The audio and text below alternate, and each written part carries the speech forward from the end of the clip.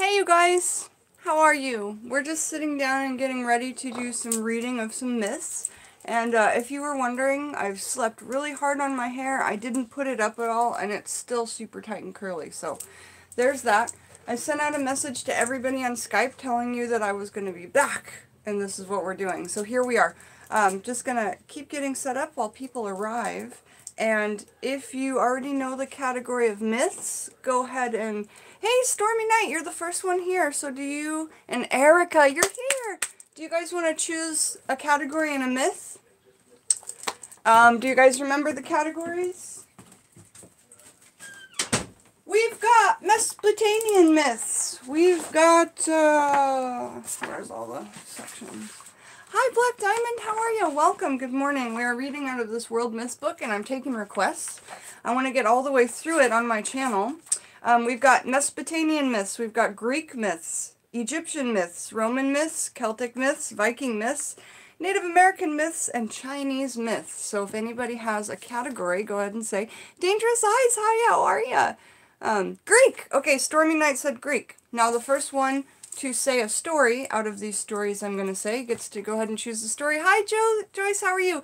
Cool, Erica and Stormy were both on the same page, Greek.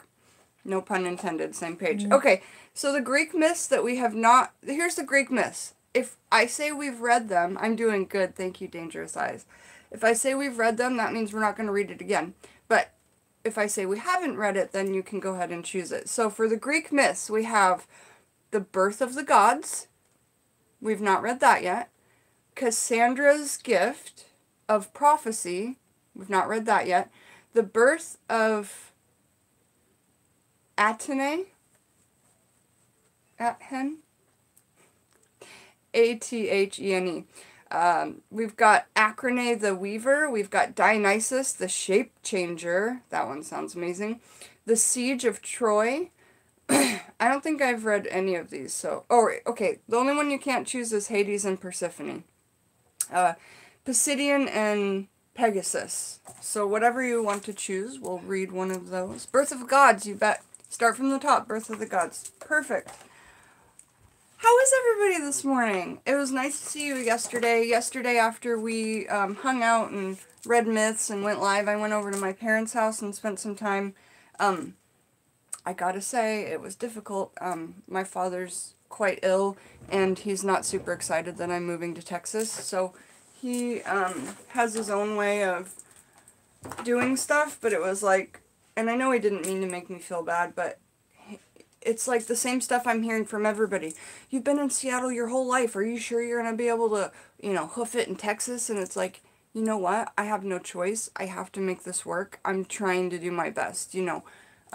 So talking about, like, hurricanes and typhoons, and once you build a house, you can pretty much just forget about it, and I'm just, like, trying not to cry, you know, like, trying so hard to, like, talk to him like this, and then I go into the kitchen, I'm like, Mom, oh, God, it was hard. But, you know, he doesn't want to see me go, I get that, but you gotta give people their space, and it was hard. It's always hard. Oh, you gotta plug it in if you want it to work, Jennifer. So the birth of the gods, this will be interesting. I think most people are familiar with Greek myths. You know, we hear about Greek and Roman myths probably the most. And a lot of people also believe that in order to know actual world history, you have to start with Greek myths if you're going to talk about real history. And I think that, obviously, there's a lot of truth to that. You know. Alright, so let's read about the birth of the gods.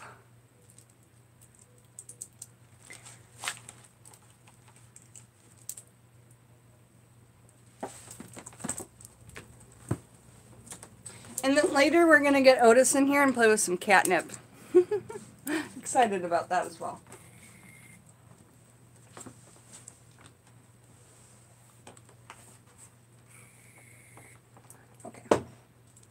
So, Greek myths in this book start on page 47, The Birth of the Gods. I got this book from Nina Bobina, my friend Nina, but her YouTube name is Nina Bobina.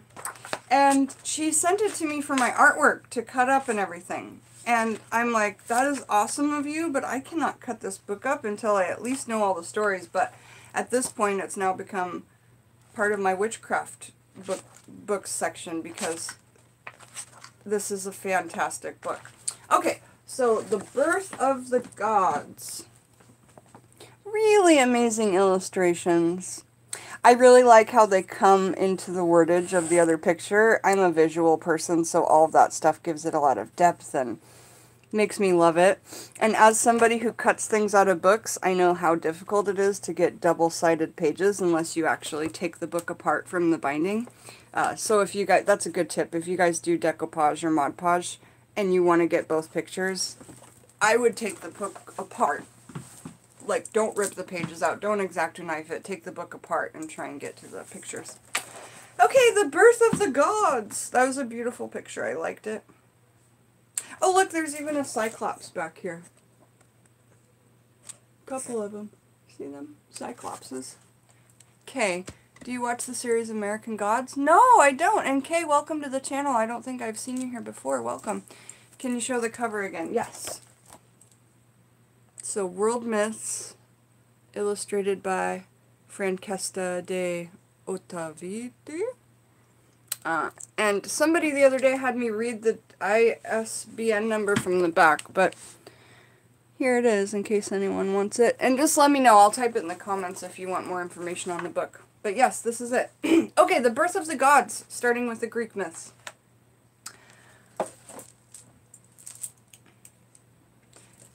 The ancient Greeks believed that before the gods were born, the universe was in a state of chaos. Gaia, or Earth, emerged from this chaos and gave birth to a son called Uranos.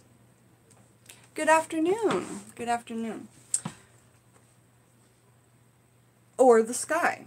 So Gaia, or Earth, emerged from this chaos and gave birth to a son called Uranos, or Sky. She then married him, and they had many children. The first to be born were monsters and giants, including the 3 Cyclopses, who only had 1 eye each. But Uranos banished them from Earth because they were so ugly. Maybe he needs to join the Queen of the Uglies. Oh, lordy. Gaia then gave birth to 7 Titans and 7 Titanesses.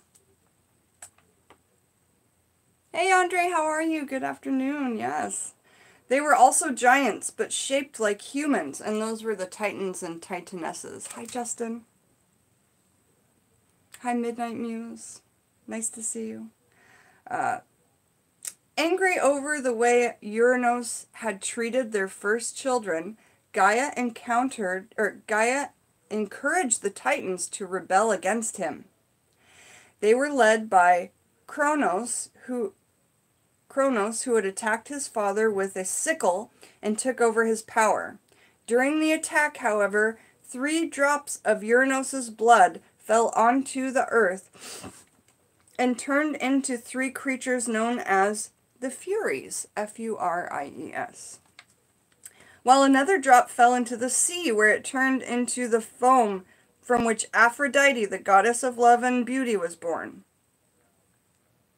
Very interesting. Kronos then married his sister, not uncommon.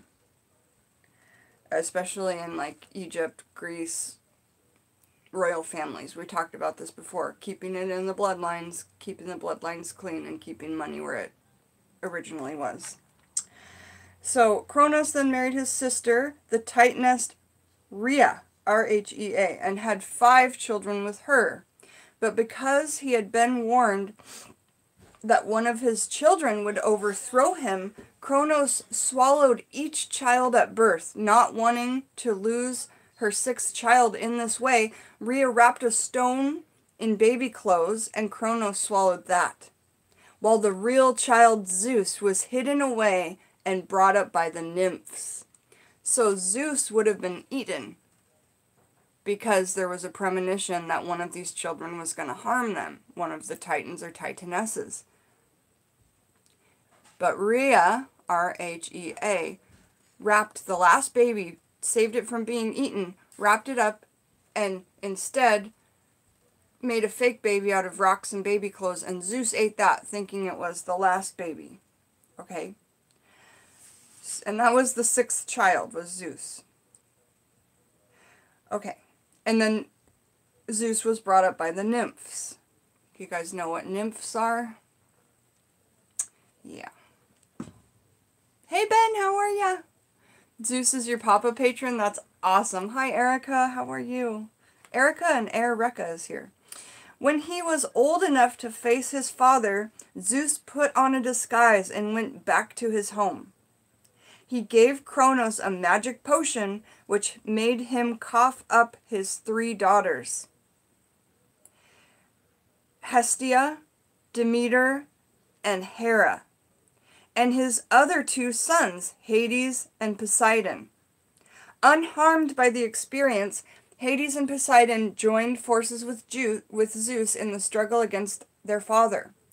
Zeus brought back the Cyclopses, which Uranus had banished, and they fought with them, while the Titans fought with Kronos. The battle between the 2 sides was long and fierce, but eventually Zeus and his followers defeated Kronos and the Titans and banished most of them to the underworld. Zeus then became king of all the gods, who were known as the Olympian gods because they lived on Mount Olympus. He married his sister Hera, again not uncommon, with whom he had several children, but he also had many more children with other goddesses, mortals, and even titanesses. His brother Poseidon became the god of the ocean, while Hades became the god of the underworld. And that is the story of the birth of the gods from the Greek world myth in this book. How fun and exciting. Look, Cyclopses! I liked it a lot. I loved it too, Erica Townsend. So, the book cover Celtic myths. Yeah, Kay, do you want to pick a Celtic myth? I will read you the Celtic myths, Kay, and then you can pick one. K and the green dot. That's who I'm talking to, is the letter K. Hey, Tess! How are ya? Yeah, hello to the dolls. Thanks, Tess. They all say hello back. Even the queen of the uglies over there. And the uglies. Oh, the poor uglies. What do we call it? Thousandfold. Wah! The thousandfold giant. I almost dropped you guys. That would have been bad. Thousandfold giant. Okay, so we're going to read Celtic myths. I'll read them to you, Kay. Hold on a minute. Okay, Celtic myths. Here's the ones I can read to you. You pick one, Kay. How the Celts came to Ireland. Or the tale, we've read almost all of them, you guys. How the Celts came to Ireland, and Tales from the Other World. And that's pretty much it. Which one would you like to read out of the Celtic myths? And I'm talking to Kay. And if you don't want to pick one of those, I'll just read some other myths and then somebody else can choose. But you're more than welcome to. The Tales. Okay, the Tales from the Other World. You got it. So, Celtic myths start on page 87 of this book here that we're reading out of, World Myths.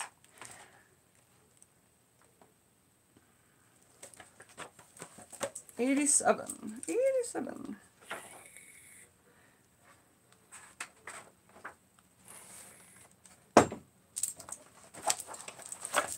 I like the helmet. It's pretty cool.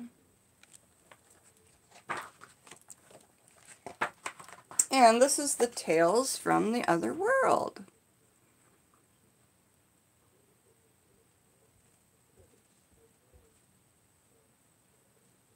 See, it looks like a giant and a small person.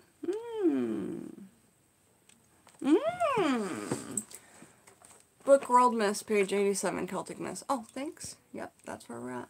What a cool storytime teacher we have. Aw, you guys. Thanks, Tess. Tess, I just love you so much. I had something of yours that I was hanging on to the other day.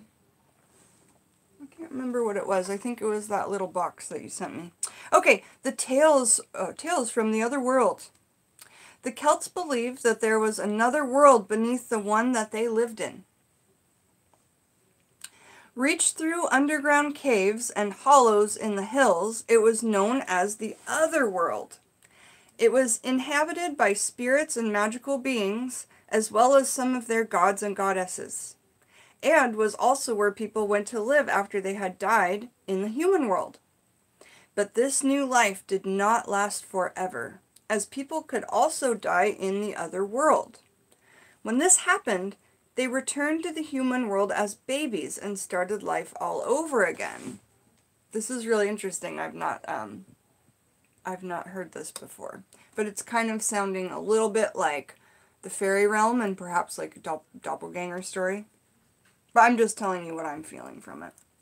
However, it was not always necessary to die to pass from the human world to the other world or back again. At certain times of the year, it was possible to go from one to the other. So now it's talking, and now it's sounding like the thinning of the veil, both on Samhain or Halloween and Beltane or May Day, right? Interesting. So, however, it was not always necessary to die. Sometimes you could go back and forth without. At certain times of the year, it was possible to go from one to the other. The best time to do this was the Great Festival of Samhain. I've not read this book, you guys, I'm just saying, which took place on November 1st and marked the start of the winter in the Celtic New Year. The night before Samhain, and Samhain is spelt Samhain, and before I was into YouTube, I always pronounced it Samhain, because that's the way it's spelled, but it's pronounced probably both ways, but Samhain. Okay. The night before Samhain was thought to belong neither to the old year nor the new. And great armies of spirit from the other world chose this time to visit the human world. They came in peace and often joined in human celebrations. Sometimes individuals would come from the other world to bestow a gift onto a human.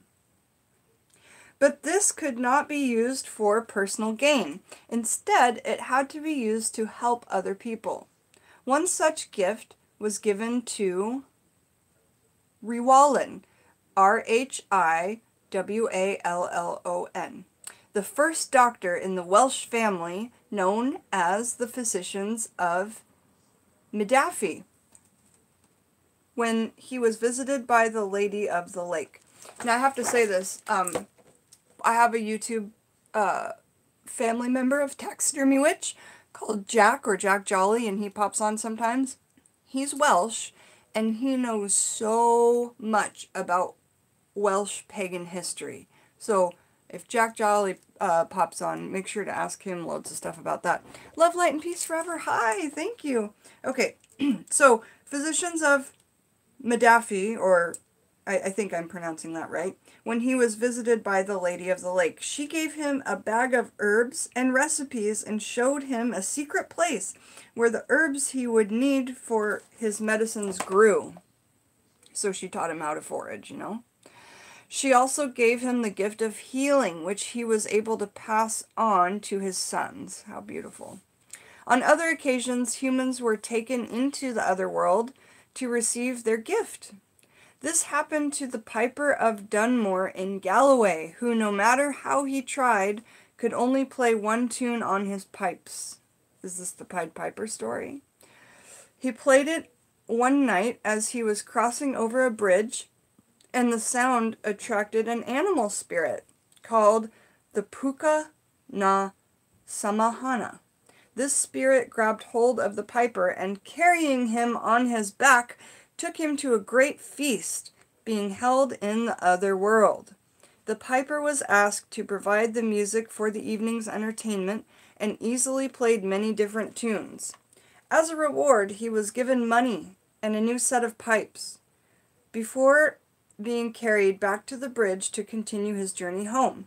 When he got there, he remembered the skills he had learned in the other world, and from then onward, he was the best piper in Ireland. So that is the story of the Celtic myth, Tales from the Other World. What did you think of it, Kay? Did you enjoy it? Good morning, Shauna Nana. I like that name. Shauna Nana. Shauna Nana. Good morning. Hey, Raven Sand Moon, how are you? Kay, you liked it? Cool. So let's take a little break from reading, and I'll drink some water, and then we can pick another story in a minute. But let's just have some chit chat and banter. Here's my water. Hi, Danny Priest. How are you, man? I'm glad that you connected with me on Skype and are getting the notifications and all that. I had to change the last name. That's what I thought, because I thought it was you. You got a used copy from Amazon, Kay? That's awesome, because you can read with us. And also, I know you've already ordered it, but next time check out Thrift Books. Thrift Books, I'm not sponsored by them. I'm not sponsored by anybody, but you guys are my friends, so I want to tell you about it. Thrift Books is an app that you can get on your phone, and if the order's over $10, you get free shipping, and a lot of times you can get 2 used books for $10. So for $10 and free shipping, it's like at your door in a couple of days. Jen, thank you for answering about those book differences.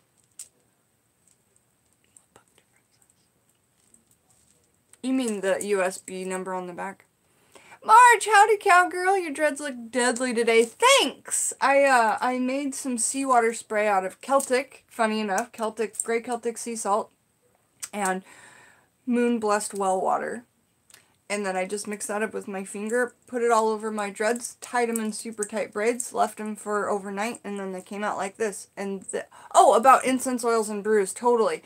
So, Erica, not Erica, but Erica, who's here, she asked me a question, and the question was, my new book that I've been reading out of, Sticks, Stones, Roots, and Bones, for Hoodoo, which I'm going to get back reading again today for sure.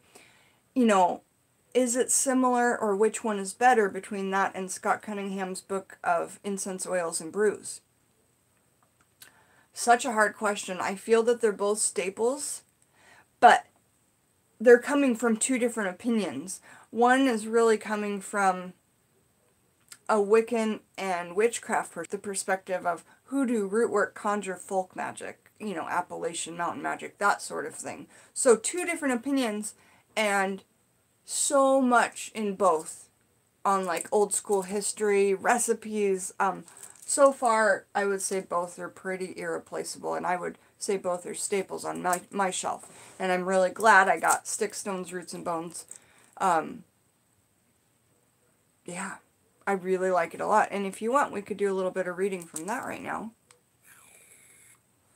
Oh yeah, Shauna, no worries. Shauna, no.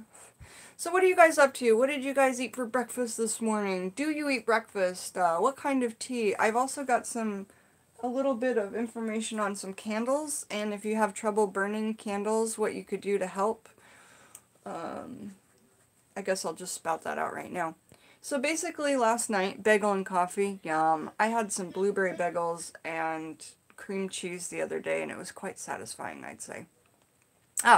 So I get these candles. They burn for like, depending on if you have a fan on or not and how much air is in the room, they burn for about 3 days. If you have a fan on, it could be less. But basically, I like to have these because you can write on the outside of them. You can see it rather than scratching something into a candle. You can't really see it from afar. You're seeing your affirmations or your law of attraction magic you're writing on the outside of the candle. And those words are burning into the astral plane as that candle goes down, and they are happening. You know, Jennifer has no money worries anymore because, you know, she has abundance and money and never has to worry. These aren't things I do all the time because I don't want to ask for money from the universe unless it's a real emergency, right?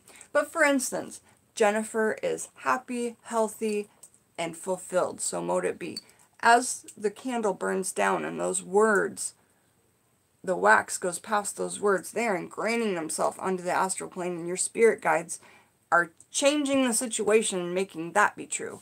So anyway, I got a few of these from the store, and I've probably purchased from this very store, the same brand, about 300 or 400 of them that I've lit myself and used in the last like 6 months, 7 months. So I had a group of 4 and none of them would light. And I was like, what is the deal? There's no reason why. And so then one out of the 4 finally burned all the way down. I'm like, there's something going on in the room. It's got to be some kind of energy in this room. So here's what I did. I like to usually turn my phone off and fall asleep. I don't have a TV in this room. I took it out a long time ago. The only thing I have in this room is my bed and my witchcraft studio. There's not even clothes in the closet besides clothes that have to do with witchcraft. So like special furs or Sabbath jackets or clothing that has to do with something I wear for a particular reason. Nothing in this room has to do with anything besides my practice anymore. So I took the TV out. So a lot of times I'll watch TV on my phone and just move it around the room, whatever project I'm working on. It's quite nice, to be honest. But at nighttime, sometimes I'll fall asleep to something, and then when I wake up, I'll just turn my phone completely off. Well, last night, I just was laying there looking at my candles as they're getting just about to just go out. And that's why I have 5 altar candles going right now, is because I don't want to lose the flame. Because I've had this flame going for months and it's not gone out. So anyway, I'm trying to make this story short. I apologize. Basically, I was just laying there looking at the candles last night get smaller and smaller, and my soul's getting sadder and sadder. I'm like, why aren't these working? I don't feel like it's the candle. I feel like it's something in this room. So what I did was I took some old advice that I got a long time ago from a YouTuber I really admire, Stargirl the Practical Witch. And she told me about this, I think it's called 926, but I'll share it with y'all on Skype. It's called like 926 HZ or something, frequency. And it's just like an hour or 2 of a soundtrack that's just this music that's supposed to open up your third eye, clear energies in the space, all that kind of stuff. I wake up this morning, all 3 of those candles that were like putting out flickering were like burning bright this morning. And I feel like it's because I was playing that music and it reset things in the room. It's not music, it's just this like, it sounds like meditation music or like, but there's no words, it's just a frequency. So anyway, sometimes I'll take that same frequency and I'll take it out into the greenhouse and play it for the plants. And they seem to like perk right up. It's pretty cool. So I just wanted to say that if you ever feel like you need to, hey Nina, if you ever need to like reset things in the area, and I'll send this to you guys on Skype, but there's loads of them, there's thousands that you could listen to, but I'll send you one, this frequency if you ever need to change some things in your space. So let's see what everybody's talking about.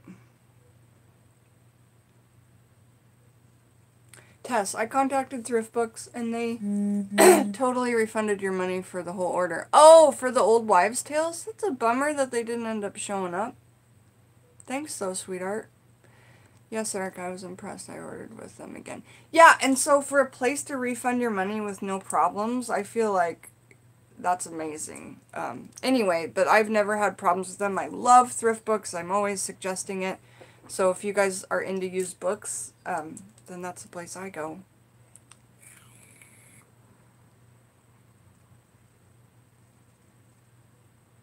Wait, that sucks at Tess more from Heather. Hi Heather.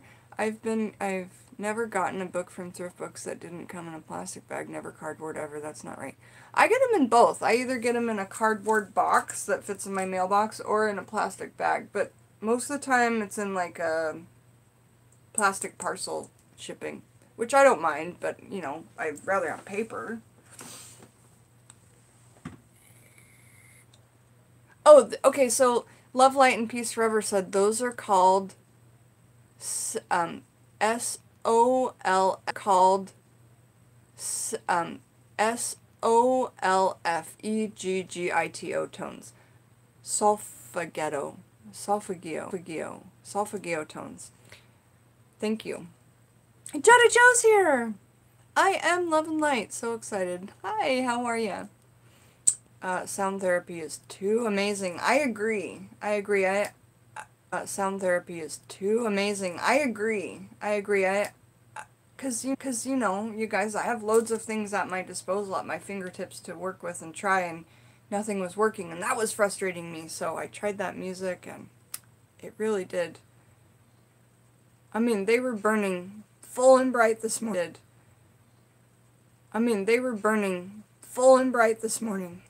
Just like, I was really surprised.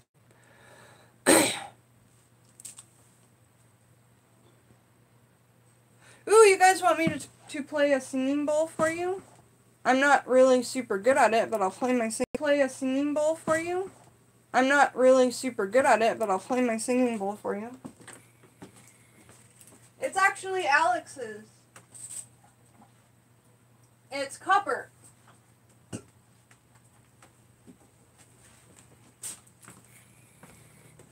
And it's from this really fancy pants shop in Seattle.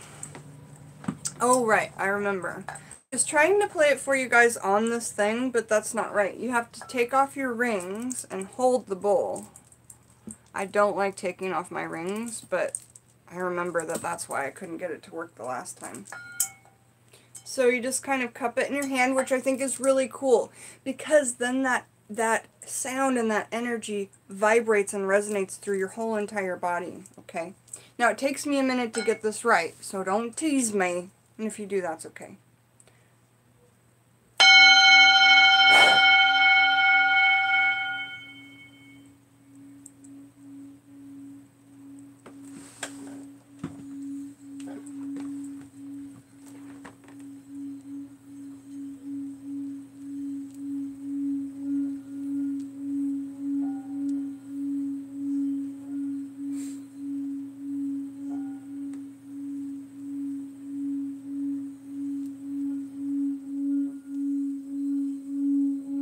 There's a piece of red suede on the outside of this wood that keeps the sound going. Alex is much better at this than me.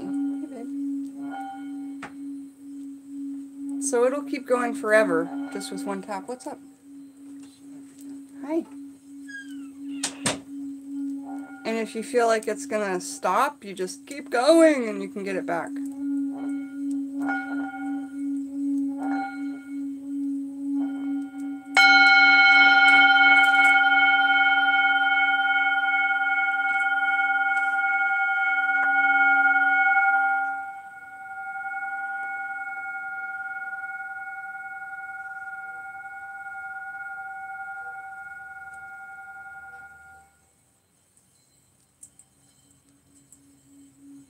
See, it was gone. Here, it's back.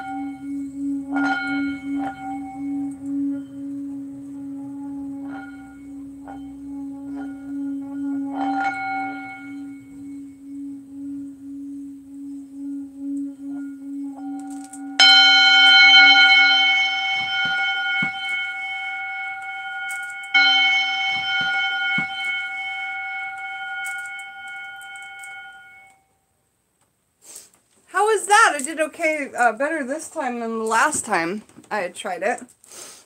Because I knew what was going on this time, so let's see what you guys are talking about. Because Nina Bobina said, Tibetan bowl music is great too. And it is, and that you can get, and my arm feels great. I can't really explain it. My arm feels tingly and numb. And my head, I can still feel the sound. It starts vibrating in your temples. It's hard to explain, really. But you can feel it through your whole entire body, and I could totally see why I should be using this more, like in my morning meditations, to help attune my body.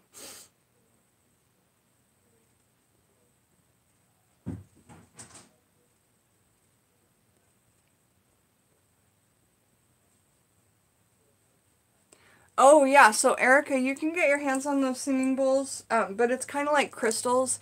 You want to go to a shop where you can meet one and kind of connect with it and bond. If you get one in the mail, it might be like, oh, I have no connection to this at all. From what I've read and what I've heard. Jamakai, how are you? Nice to see you. Danny, well, anytime you have that problem, burn sage. I burn juniper, Danny, because juniper tends to be like 20 times stronger than sage on clearing out negative energies, but I definitely have my white sage and my Palo Santo as well. Palo Santo smells yummy. And if you guys need one of these kits, they're up on my Etsy shop. It also comes with a white peacock feather smudge wand and a piece of like suede and juniper berries and a bunch of stuff in those little kits I've got on my Etsy. But yes, you're absolutely right, Danny. White sage will get rid of those problems. Or at least help push negativity out and angry spirits. I agree, the Tibetan bowl music, this is from Black Diamond, is the best. I also enjoy some native music too. Me too! What kind of native music, Black Diamond? Pat's book will be here Friday. Yay!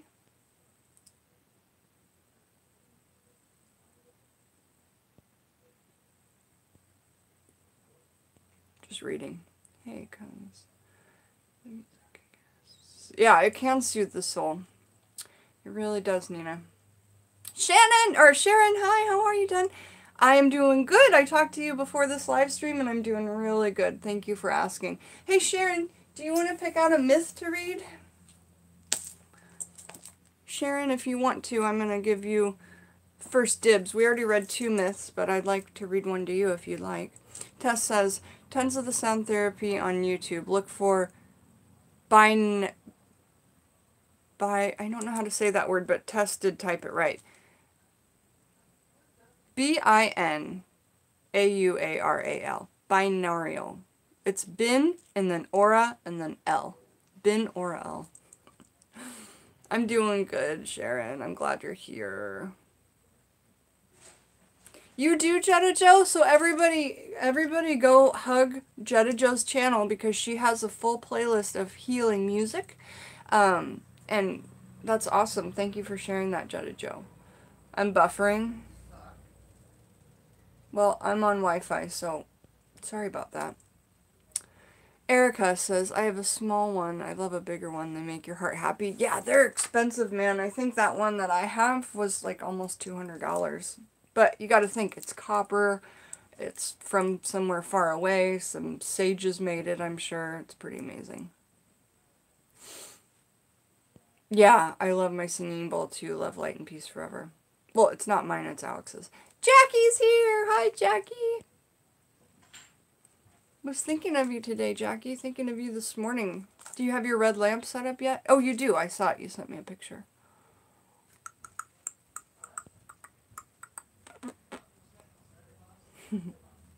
Yeah, so Nina, Shana Nana, it does take practice. And so remember to put it in your actual hand.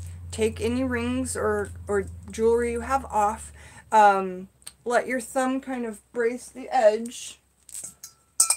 You know, like this, so that you can get your torque. And know that the wand goes on the outside, not the inside. Some people will try and play the inside.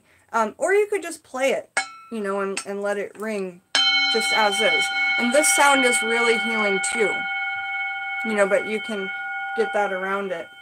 But you're not going to get the sound to come out unless your palm is actually down there. Because I tried like this. I tried a bunch of ways. It wasn't working. So rings off, thumb out, bowl in palm, and then just don't let up on the edge. And the faster you go, the more the sound will come. You can get a sound from not hitting at all. Look. Can I? Yeah. You don't have to hit it at all to get a sound.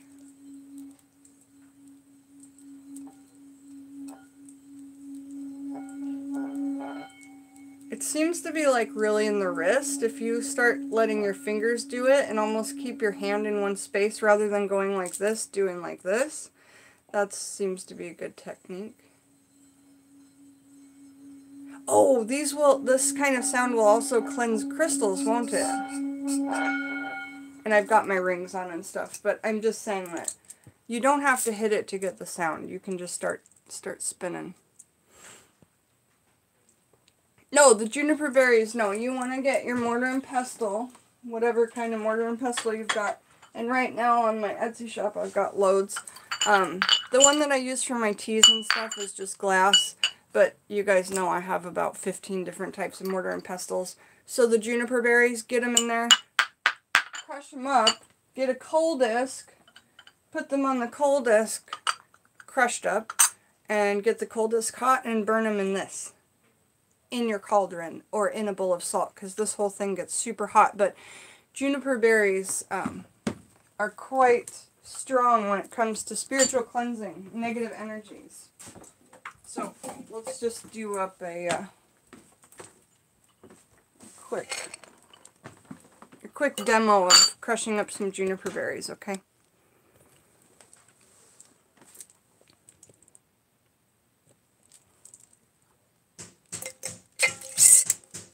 Juniper berries. I keep a needle in here because I actually string them for like all different kinds of crafts and whatnot. But they're not exactly like super dry, so just know that when you crush them up, they're going to be a little bit sticky, and they just don't dry completely, like bone dry. So, whoop. Right away, they already smell like amazing Bombay Sapphire Gin. They really do smell good. And I just kind of give them a good tap to break them open. Or a smush to break them open. And remember, spin clockwise for positive workings. Or, you know, right or left-handed workings. Clockwise for positive, counterclockwise for the opposite. And I just kind of push them around. Kind of like smashing into them. I use the glass one because the juniper is really sticky and resin-like. So the reason I don't use my resin mortar and pestle is because then the whole thing would smell like juniper berries, and I'd rather it smelled like frankincense, dragon's blood, and myrrh. And the juniper berries I mix in this glass one because the smell is so potent for it to stick around. I just don't want everything to smell like juniper berries. And once they're smashed and they're not going to fly around, I just give them some good taps.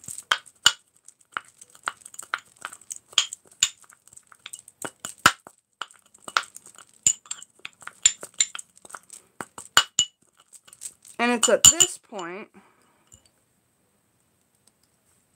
that you're going to have what you can burn on a coal disc. Okay? Yeah, smells amazing right now. So that is getting juniper berries ready to burn on a coal disc. If you were going to heighten this experience. Yep, Maddie at Conjurer's Table just got into that whole thing, and you can ask him how his experience has been, but he got a big old giant jar of these that I sent to him, so that was good. He's excited about the juniper berries. I get it. Okay, let's see what's going on in the chat. Bowl music is what you started using when you struggled with quieting yourself for meditation. That's really good. It's really good for that purpose. You ordered one of what, Lady Moonflower, the other day? A mortar and pestle?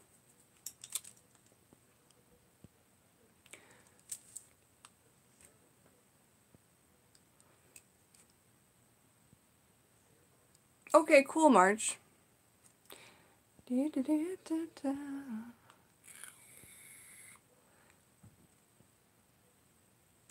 Okay, Shauna Nana says, hey guys, wanted to let you know I finally got my YouTube set up for live. That's fantastic.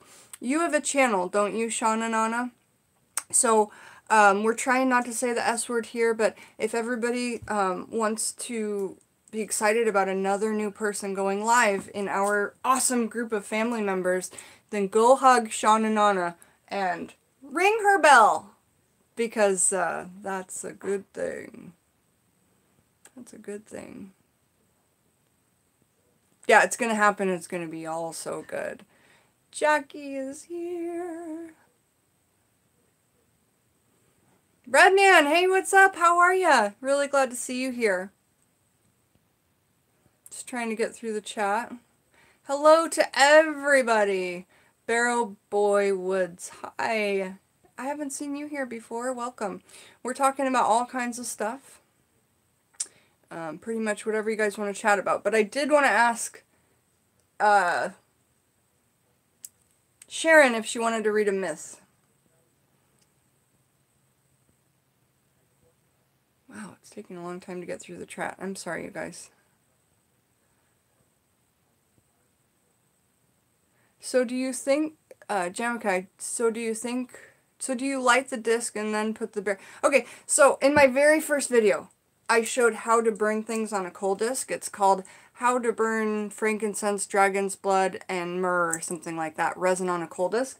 And so I show the whole entire process, but answering your question,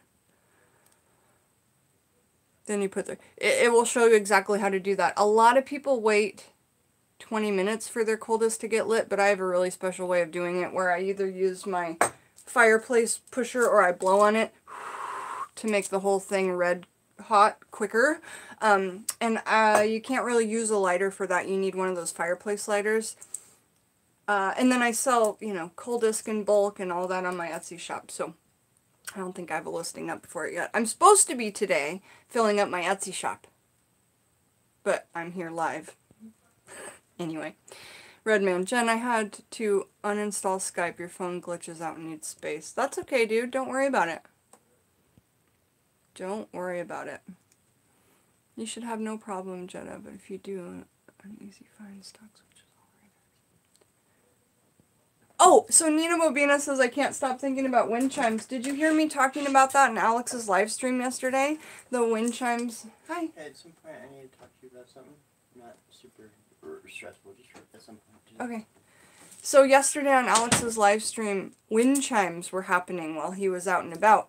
And I was saying that wind chimes are a way, and I've read this in more than one place, of our spirit guides saying hello. And the funny, crazy, amazing part was that Alex was visiting Maggie's, our goat that had passed away, Maggie's grave area, and in the video, the wind chimes started going, and I was just like, that's Maggie. She's saying hi. Oh, we weren't talking about that, though. Nina says, I can't stop thinking about wind chimes. I think Erica mentioned chimes.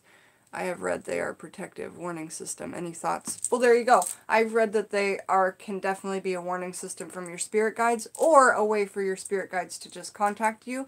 In that moment, I feel like it was Maggie, our goat that had passed away, saying hello because we were visiting her grave at the moment. She's in the backyard of my mom's. Brandy Johnson, hi! Okay, Sharon, so let's pick a myth, and then I gotta get caught up on the chat, and then we'll let Sharon pick. I'm hoping that it's gonna help you with your meditation. Fireplace lighter, I mean this.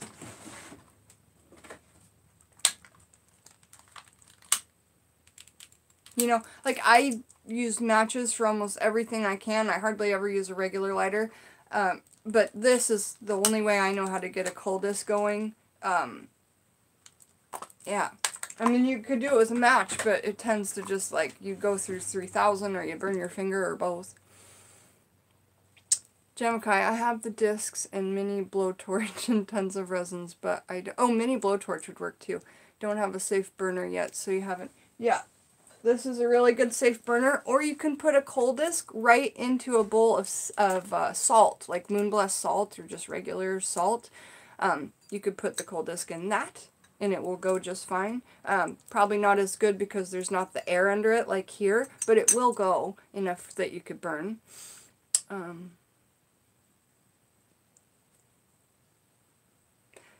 Yeah, Skype. If anybody wants to contact me there, you're more than welcome. Shadow Witch. Oh yeah, so Alex's live stream, he did go live for a bit yesterday. He doesn't even give me warning. Oh, thanks for saying you like my hair. I appreciate it. Trying to get through these comments. Oh yeah, finally at the end. Okay, cool. So, Sharon, tell me what category you want to choose from, okay? And let me read the categories. Ancient Mesopotamia. The other categories are Egyptian, Greek, Roman, Viking, Native American, and Chinese. We only have one Celtic myth left, and that is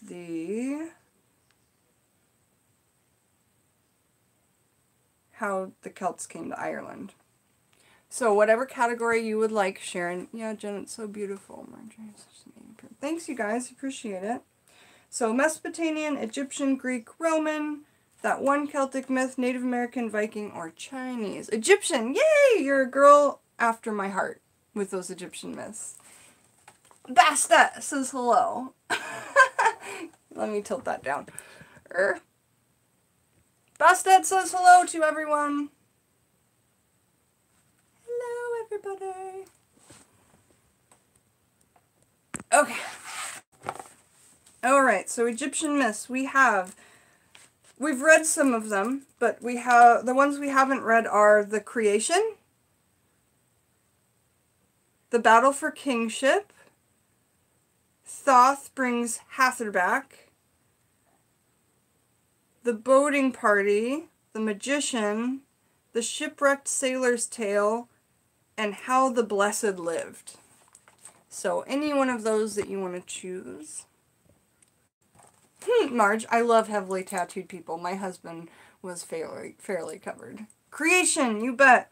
Today is about these creation myths. I'm really liking it. We read the creation myth on the birth of the Greek gods. Isn't that what we read? And then that was super fun. And we read Tales from the Otherworld earlier on this episode. Okay, so the creation of Egypt starts on page 27 of this book here. Donated by Nina Bobina, who's in the chat.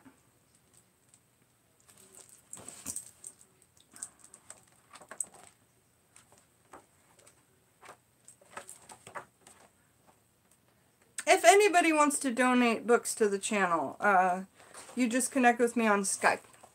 And we're all very appreciative because how much fun have we had with this one book? So much fun! Loads and loads and loads of fun.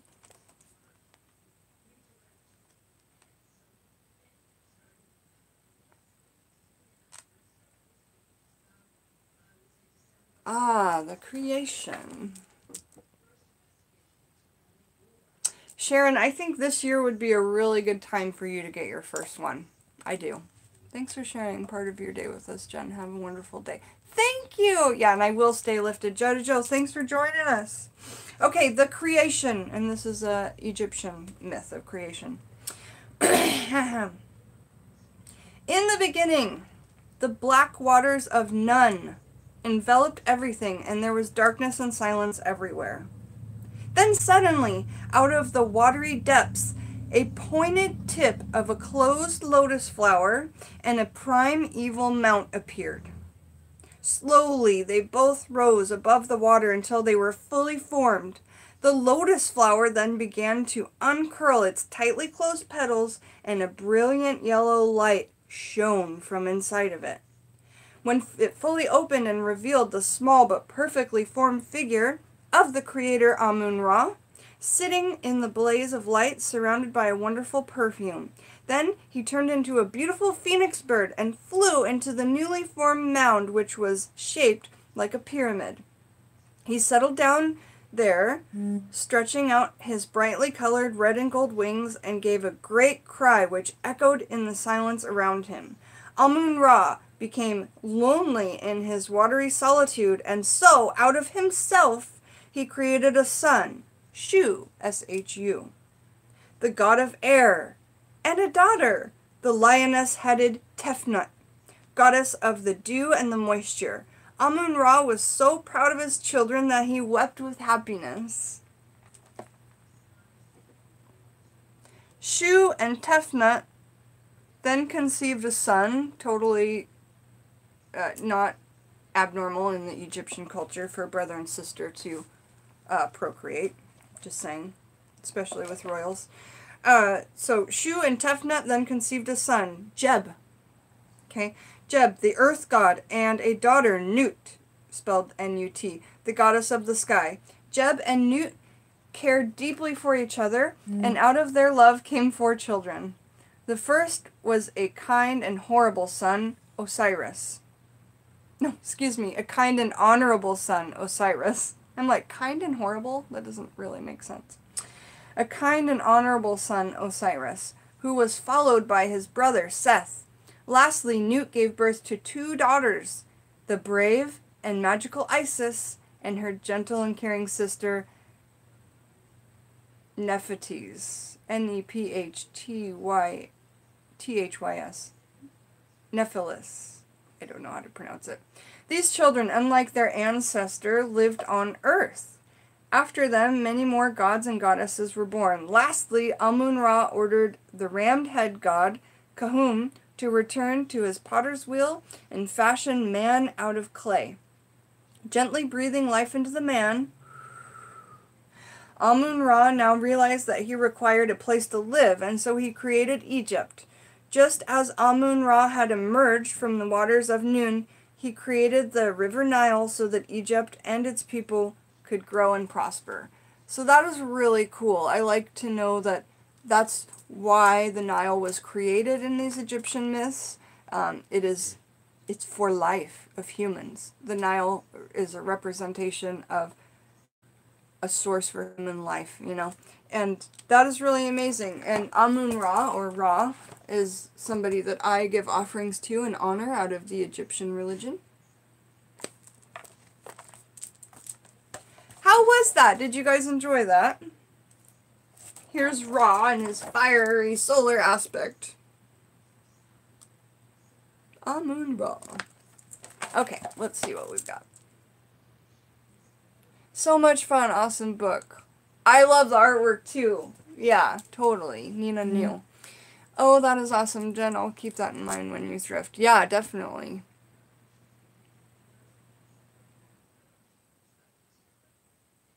I have a couple of tattoos of a lotus flower if you guys are wondering what they look like. This is a lotus flower here. And this is a big lotus flower here that she's sitting in. And, I mean, with this Hindu tattoo, there are probably a lot more that I don't even see every day. And that sounds funny that I don't even really know what half my tattoos are, but I can't see them every day. But I do want to show you this wicked lotus leaf that I keep over here with all the herbs and things.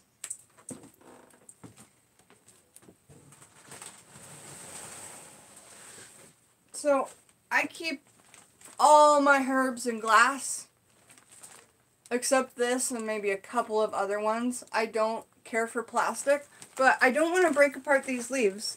These are big lotus leaves, and there's a part over at the corner where I break off bits for workings and stuff. But I like to use these in magic, like, as a fan. If you want to use the herb's energy, you can take this, like, I just found these at the international market, or actually Alex found them for me.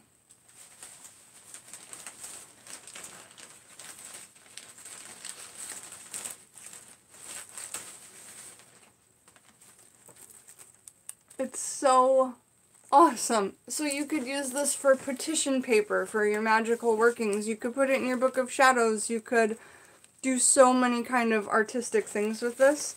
But it's so cool. So you guys see why I don't break them down. They actually look like a pair of lungs. There's no reason why, if this resonates lungs to you, why you couldn't put it in a working for, to help with breathing, right, Nina? Things like that. So, and it also maybe looks like a butterfly. I don't know. I just really think that these are killer. And if you're able to get your hands on them, you probably agree. They're just really something cool and special. So, hi, Susie Q. I have seen the movie Gods of Egypt. I liked it. I don't know. It was like 6 years ago I watched it, so I don't know how accurate it was, but I'd have to rewatch it and see. And again, I'm I'm not a pro at Egypt. I'd like to be someday, but not yet. Not yet. There's just so much to learn. Let's see. I'm super into this book too, Erica Townsend. Super into it. So I'm going to get caught up on the chat, and then my husband wants me to help him super quick with something. Then we're going to come back and read out of the Hoodoo book. I think that'll be a good plan. Or we might read one more myth and do the Hoodoo book later. When will I start to pack, Marge? Well, basically we leave in 1 week we leave in about 6 days to start our trip to Texas. But we won't know until after the trip, like, when we're going to be moving. We're going to be looking for property while we're down there. We're going to be doing all kinds of stuff, seeing, like, what area we like, where we want to live, visiting Louisiana, seeing friends, stuff like that. But we've already started packing. We're just preparing and waiting, and not knowing is really difficult, but I'm trying to handle it. I love those leaves too, Jackie. They're just so epic. And that's just something that my husband brought me home because he knew I'd probably like it. And I'm like, yeah.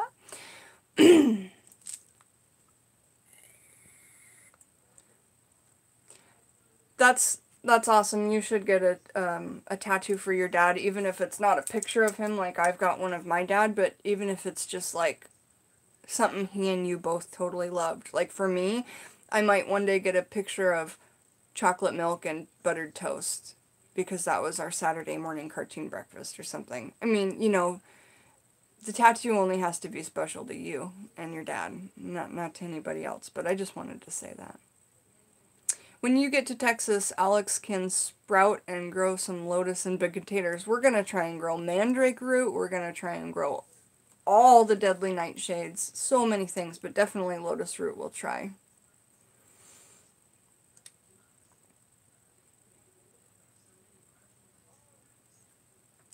Which tattoo hurt the most? Well, I mean, that's a pretty loaded question, but I'll try to answer it. This is my quickest tattoo out of all of them, but it hurt the most. Right here on the side of your hand where that fleshy bit of meat is, it was so bad. And, you know, they have shop minimums, so this literally took like 10 minutes to do this L and the V. And I want to get more finger tattoos, and that's the only reason why I haven't so far, is because I remember 6 years ago how this felt. Also, every time I get this one touched up, it hurts, but not super bad. This one hurt crazy bad. It's a Hippocrates quote. It says, "Let food be thy medicine, and medicine be thy food." And what it's supposed to be is a bust above it of Hippocrates, but I couldn't sit there and get his bust done. So it may just be this for all of time. I'm not sure, but these rib tattoos, they hurt pretty flippin' bad.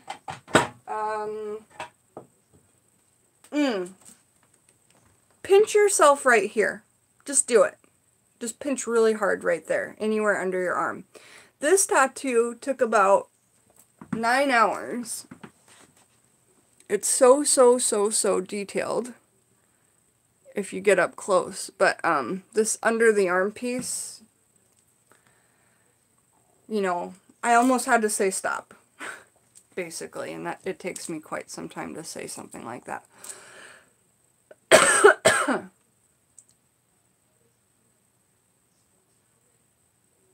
Do I have ankle tattoos? Yeah, but not like a true ankle tattoo. I've got this, and it's above.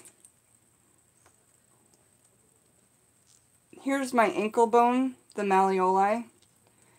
I purposely got it above that. So this is a tattoo for my daughter. Her name's Lily, and she's a Scorpio. And then when I got the Bastet tattoo, I just had it kind of make sense with all of that, because, let me tell you why. Bastet is often pictured with her kittens below her. And so in a sense, this is my little kitten. So I chose to put Bastet right here. I've done a video on a full body tattoo tour. I think it's got some of the most views of my channel, but it's probably just because it's about tattoos and not witchcraft. And in that video, the only ones I forgot to mention were this one and this one. I just forgot.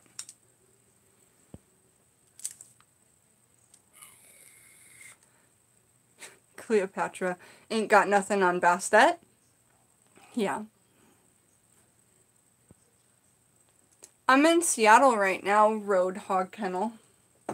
But we're getting ready to go to East Texas. Do you have a cello under your arm, Erica? That's amazing. It's a really, really, really... But if you pinch yourself right there and then think of that pinch for 8 or 9 hours, it's, yeah, pretty bad one. You've seen that video, Marge? The one where we burn on a coal disc? The international markets are wonderful. They are. They are. You just find so much there. It's very, very, very inexpensive and usually a great quality, you know. I mean, let's talk about international markets on another level, okay? So, if you go and you get a jar of herbs, okay, from the store, this glass jar, and there's not cloves in it anymore, it's now got Norfolk Island pine. These glass jars are awesome, but when you buy this glass jar of whole cloves, and then if it was organic whole cloves, it might cost you $10 for the jar, the cloves, and just that it's organic, okay? So, what you do is you say, okay, I've done the foolish thing and I bought the jar of cloves and I didn't go to the bulk bins. No worries. From now on, I'll know. And if it's something you use a ton, then just get it in a 1 pound bulk bag or a half of a pound bulk bag or whatever online. Or you can go to stores that have bulk bins like Whole Foods. In Seattle, we have a store called Central Market, but you're going to have these small markets throughout your personal city. And just Google search markets near me that have bulk bins or bulk bins near me or whatever. And it will take a little bit of research, but you'll figure it out. And then, for instance, you go to Whole Foods, and this is probably the most expensive place to do it, but I do know they have bulk bins there. You go to the spices, and you fill this jar up with organic cloves, and it's going to cost you $1 something. Basically, you paid $10 for the jar and the original spices. Now keep the jar and keep refilling it. It's going to save you loads of money over time. And then you have a jar that's like labeled and ready to go for you. But that is my best advice as far as buying herbs, because I could never afford, this would be $20 for organic juniper in these, you know, and well, that's catnip, but the juniper's here. It would be $20 for this much, and from the bulk bins, this cost me like $2.50, $3. So that's what I'm trying to say. If it's an herb that I either sell on my Etsy page or I use a lot, I get it in 1 pound organic bulk, and then I take my scale that's back there, and I'll just weigh out what I need to sell. So yeah. Yeah. Mennonite stories. We have a Mennonite story. Aren't Mennonites part of, like, aren't they, never mind, I don't actually know, I just know a quote from a movie about Mennonites, and it's probably super wrong. Muted from train? Are you on a train right now, Marge? Okay, so let's read another story. Heather, you want to pick one? And Heather, we've got Mesopotamian myths, Greek myths, Egyptian myths, Roman myths. We have 1 Celtic myth left. Viking myths, Native American myths, and Chinese myths.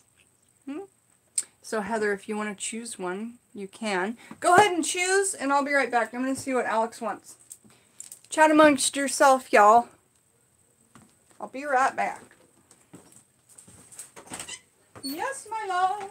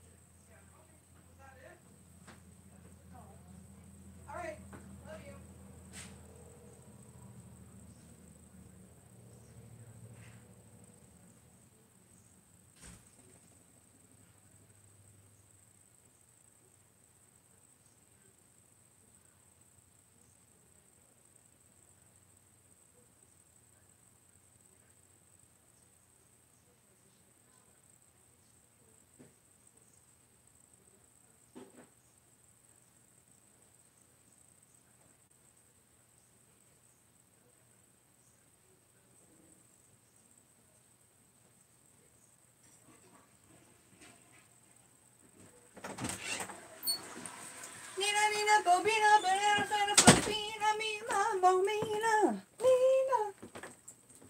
I am always been a fan of Bobina, like that whole game, the name game. Always been a big fan of the name game.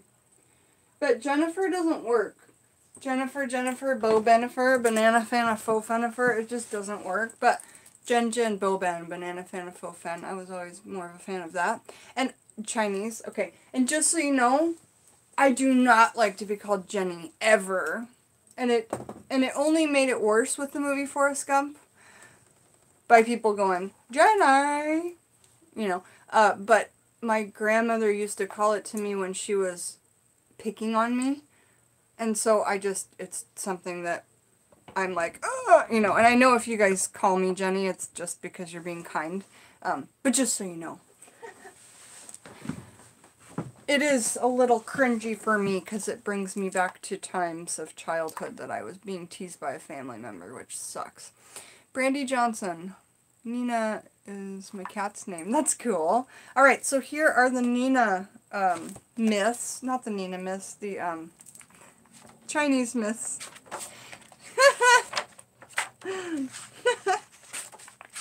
Oh, lordy. Okay, the Chinese myths. They start on page 149. We've got all of them because nobody's read any of them yet. Pangu, creatures of the world. Nuwa, creatures of the human race. The 8 immortals. Yandi, god of agriculture and medicine. Weaving maid and cowherd. King Yao. The battle between Huangdi and Qiyu. The 10 suns, like S-U-N-S. And the first silkworm. Those are the Chinese myths that we could read from. A walk through the woods is always great. Oh, absolutely.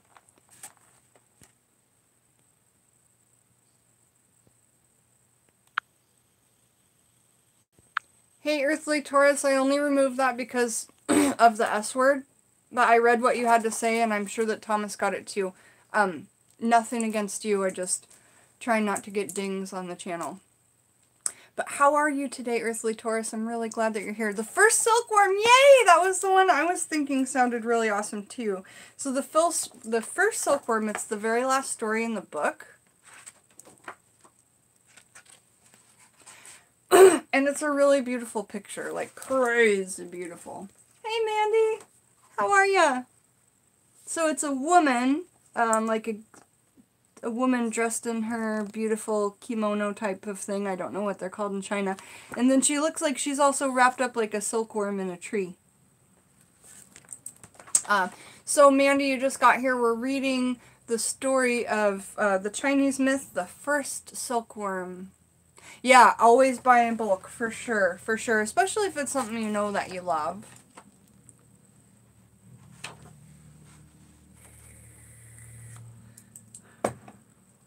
Okay, the first silkworm. Once upon a time, there was a man who left his home to travel to a faraway place, leaving behind his little daughter and his horse. The girl took good care of the horse, but she felt very lonely because her father had been away for a long, long time. One day, the girl spoke jokingly to the horse. "If you could bring my father home, I would marry you, horse." When it heard her words, the horse wrenched itself free from its tether and ran off to find her father. After several days, he found him and neighed sadly, looking in his direction of home. The father immediately imagined that something terrible had happened to the girl. He quickly mounted the horse to return to his daughter, and they were joyfully reunited. Of course, he did not know why the horse came for him. He simply thought that the animal was clever and loyal. Pollen is kicking your butt. Oh, good. I'm glad you're okay, though. So the man offered his horse good feed and cared for him well. But the horse did not want anything to eat, and every time he saw the little girl, he jumped up and down and neighed. The father thought this was rather strange. When he asked his daughter about the horse's behavior, she confessed the promise she had made to the horse. That would be a terrifying moment for a father. Oh, local honey, you guys. If you guys are having problems with allergies, eat local honey to your area. And I could go on about that for a long time, but go get some local honey to as close as the town you're in as possible. It will help with local allergies, in short. Local organic honey, you know, raw local honey. Sugar Delights! Hey, how are ya? We're reading some myths. This is a Chinese myth called the first silkworm. Okay. When he asked his daughter about the horse's behavior, she confessed the promise she had made to the horse. The father was angry and said it was impossible that a human being should marry an animal. With his bow and arrow, he shot the horse dead. This is a horrible, sad story. Yes, happy Ostara tomorrow. Okay. So with his bow and arrow, he shot the horse dead. He laid the skin on the ground outside in the sun to dry. Jeez. One day when the father was not at home, his daughter and her friends were playing together near the horse hide. Suddenly, the hide jumped up from the ground, wrapped itself tightly around the girl, and disappeared with her. A few days later, her father found her in a mulberry tree. Very magical tree. We talk about mulberries. I think I did a video. The girl wrapped in the horse hide had become a silkworm, spinning silk in the tree. This is the origin of the silkworm. Okay, this is the last story in the book, and that didn't leave me feeling very good. Right? So, if I was going to have to try and find a moral in this story, it would be, don't lie, especially to those as wise as animals, because they're more magical than us, and certainly will get their way one way or the other. I don't know the moral to this story, but it is where the story of the first silkworm came from. A little morbid. A little unsettling, gotta say. But that is it. And I have to say, I enjoy all the different legends from all these different parts of history and time and parts of the earth are very interesting, because some of them are just like straight up like boom, no good feelings, kind of like a Brothers Grimm fairy tale. And then some like you can see the moral kind of straight away, you're following along, you know. Okay, so does anyone want to pick another myth? I would be up for reading another myth, or we could read some books about hoodoo, or we could really talk about anything you all want. But in about an hour, I have a spiritual counseling session. My daughter's name is Jennifer. You call her Jen Jen? That's awesome. Jen Jen's okay. What's another one? My brothers used to call me Jezebel. I have no idea why, but I always liked it. Hey, Sherry Bug D, how are ya? Sugar Delights. I don't have any books on voodoo, but I have lots of books on hoodoo.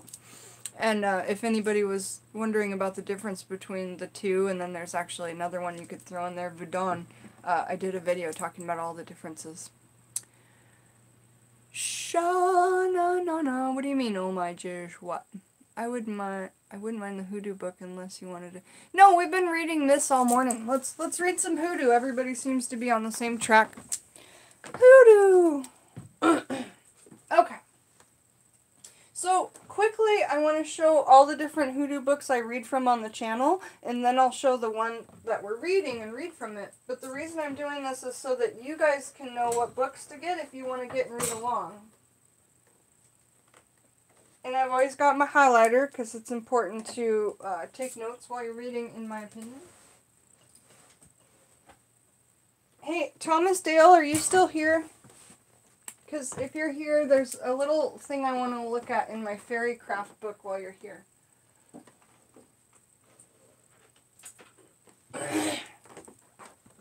Thomas Dale, are you here, honey?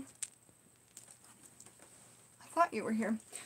So, I've read this whole book in entirety on my channel, chapter by chapter. It's called Hoodoo by Monique Joignier-Silac. Thomas, right after I read off these books, what was the thing we were talking about? I said I was going to look it up in my fairy craft book for you. Was it about... I think we're on the subject of like male empathy or something, or... I can't remember, but if you know, I've got the fairy book out, and I just completely spaced what we were going to read for you.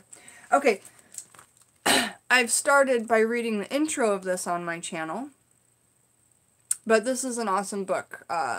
Magic Candle by Charmaine Day. Okay, it says, Facts and Fundamentals of Ritual Candle Burning, and guess where I got it? Yep. $3. $3. I've read this in entirety, but none of it on my channel. So looking forward to doing that. Hoodoo Senmoise is amazing. I get most of my graveyard information out of this. All that covering your head and why and how to leave offerings and libations to the gatekeeper so that he'll keep you safe while you're in the cemetery or graveyard. You want the fairy craft book?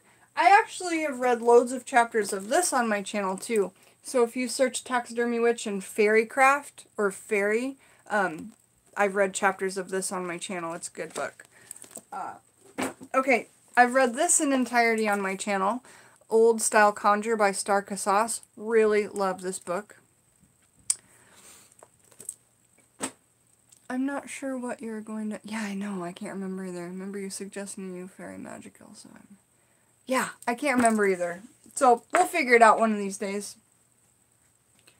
I started 8 months ago and just sharing books, reading, sharing information, reading. This one I've read a couple of chapters in on my channel so far, but we kind of left off at the fundamentals of magic. This one is particularly talking about Appalachian conjure and southern root work, and I was so over the moon to get this book. So, The Candle in the Crossroads, a book of Appalachian conjure and southern root work by Orion Foxwood, and I got this from Thrift Books as well. Brand new, it's $21.95.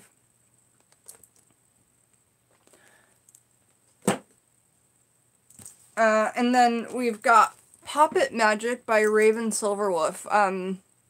Mostly I do poppets on intuition, but I do want to get more ideas eventually. I've not read any of this book, and I think the reason is because the name's throwing me off. I've just heard recently that she puts a lot of things in her book that she calls fact, but it's just what she, like, personal research, but she's calling it fact. So I'm hesitant, and reading anything from this name, going in knowing that. If you guys know anything about this, please let me know your opinions too, or if you've heard that or whatever. So that's just all about poppets. Sounds so cool. I don't work with ruins, but it's probably one of the only divinations that I haven't gotten into yet, and it's just because it just hasn't come up, you know. But I adore them. And if you have ruins and you want to bond with them and you're female, you can add your DNA to it, especially menstrual blood. And for those of you who are new to the channel, that might sound terribly crazy or weird or gross or something. But watch my videos on menstrual blood. I've done 3 of them, and they're all about 30 minutes. And it took me a lot of courage to make those videos, but they're absolutely incredible. And I've taken research from books, from videos, from personal opinions, from all kinds of avenues and put them in. So, and this is that book on empathy that we were talking out of and reading on the masculine empathy, and we got some good information from that. A lot of people are asking me to call out that channel and say who said that. I will not do that. Because we're allowed to have our own opinions, and also, I still like this channel, and I don't want to throw anybody under the bus, but I was in that chat in the live stream, and there were a bunch of people, 2 of which were family members of the Taxidermy Witch, and they were going, oh my god, I never knew that. So I felt I really had to make a video and approach that topic, because I personally know male empaths, and I don't think it's just a female trait. So I will not expose the channel, but I mean, that's about it. That's not why I made the video. It wasn't to call anybody out. It was to educate people. So let's see. We're on to the book that we're actually reading from, which is Stick, Stones, Roots, and Bones by Stephanie Rose Bird. This book is awesome. Before I get to the page that we left off at, I would like to read the table of contents to you so you can have a grasp for just how amazing this book is. Okay, so of course it's got an introduction where it talks a word about nature and about stick, stones, roots, and bones. And then chapter 1 is fixing to work with roots, time and space, equipments and tools, gathering and drying herbs, storage, extraction techniques, and a note about animism. And then chapter 2 is It's in the Bag, African concepts and notion sacks, aka probably like mojo bags. Chapter 3, The Broom in Hoodoo, Brooms and Africans, Brooms and African Americans, Chinese Wash, Sucdumento, a Spontaneous Broom Ritual. Chapter 4, and this is the chapter that we're currently reading in. Donatello, hey, how are you? Nice to see you. Raven Silverwolf was someone who was popular when you first got into Wicca. Had several of her books and never heard anything about her books. They're just filled with lots of... Never heard anything about her. Her books are filled with lots of fillers. I can kind of see what you're saying there about those fillers, and maybe that's what people are referring to. Well, all of these books cover the graveyard, but in particular... the ones I take the most note from on the graveyard are... where did it go? These two. These two are my personal practices for the graveyard. I've just kind of mixed them up. You know. And that's kind of the beauty of this. You can take what parts you want and what parts resonate with you and make it your own. Because that's what we're all suggested to do mostly anyway, is really make this... put our own signature on it, make it our own. Right? So right now we're in the chapter of this book that's talking about cleansing rituals and spirit washes.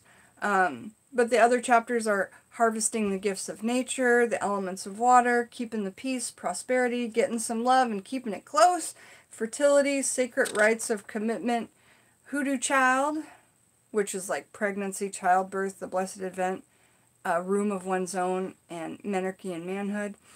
Chapter 13, The Conjurer's Dream, and Chapter 14, Passin On, which includes traditional burial customs, hoodoo for the terminally ill, and rituals and ceremonies.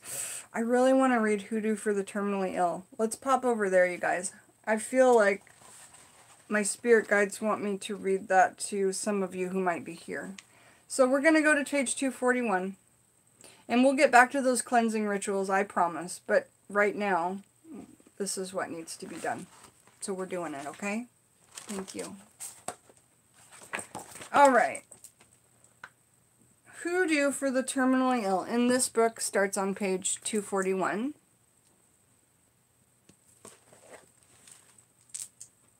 I'm going to catch up on the chat before we start reading. You're welcome, guys.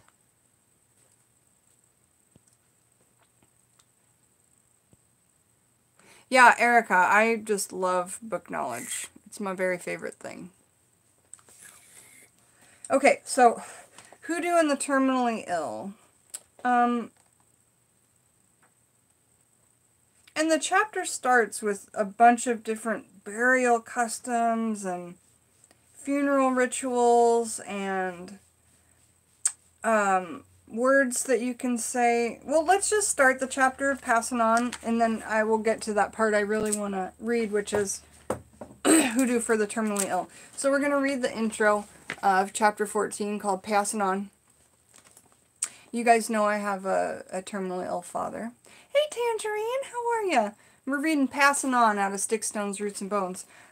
Dreams give us a taste of the domain of spirit. But there is a time when our families, loved ones, and friends pass on in earnest to that next plane. The following is an examination of African American attitudes toward grief, mourning, and burial, beginning in West Africa and ending in the United States on the Atlantic coast. The vast area encompassing the territory that scholars such as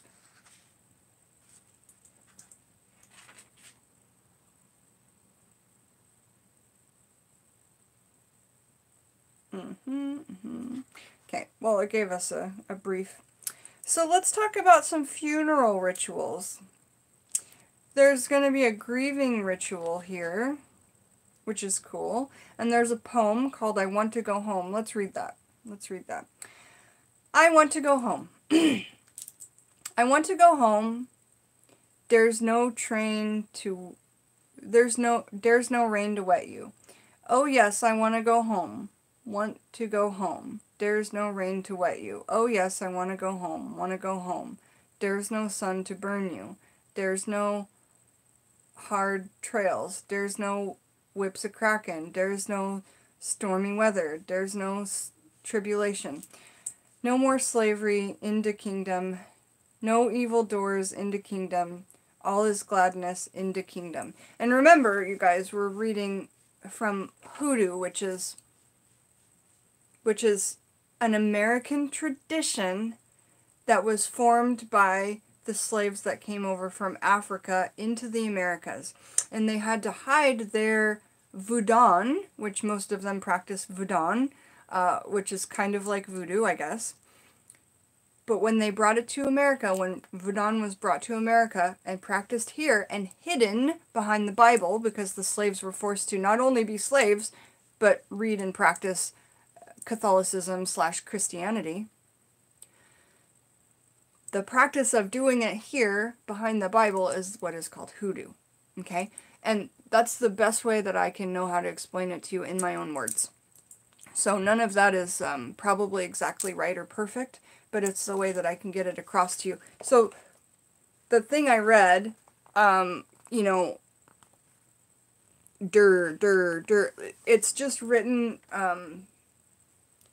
the author wrote it from something that probably came from her family, a healing chant, okay? So then there's a funeral ritual. This grieving ritual marries the Degarra's principle of communal sharing with some of the spirit of a New Orleans jazz funeral. Gather a circle of friends, associates, families, or neighbors, chant, clap, and act out the directions.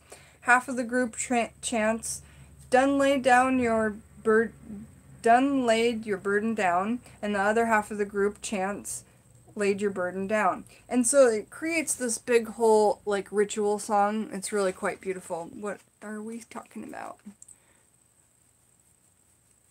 You got this book and fell in love with it, Lady Moonflower? That's awesome. Hoodoo is similar to Santeria. It's not even funny. They're almost the same in theology-wise.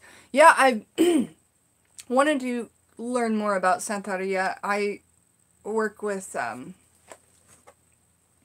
well, this video is not about that, so we're going to avoid that. Yes, Donatello, but you're right.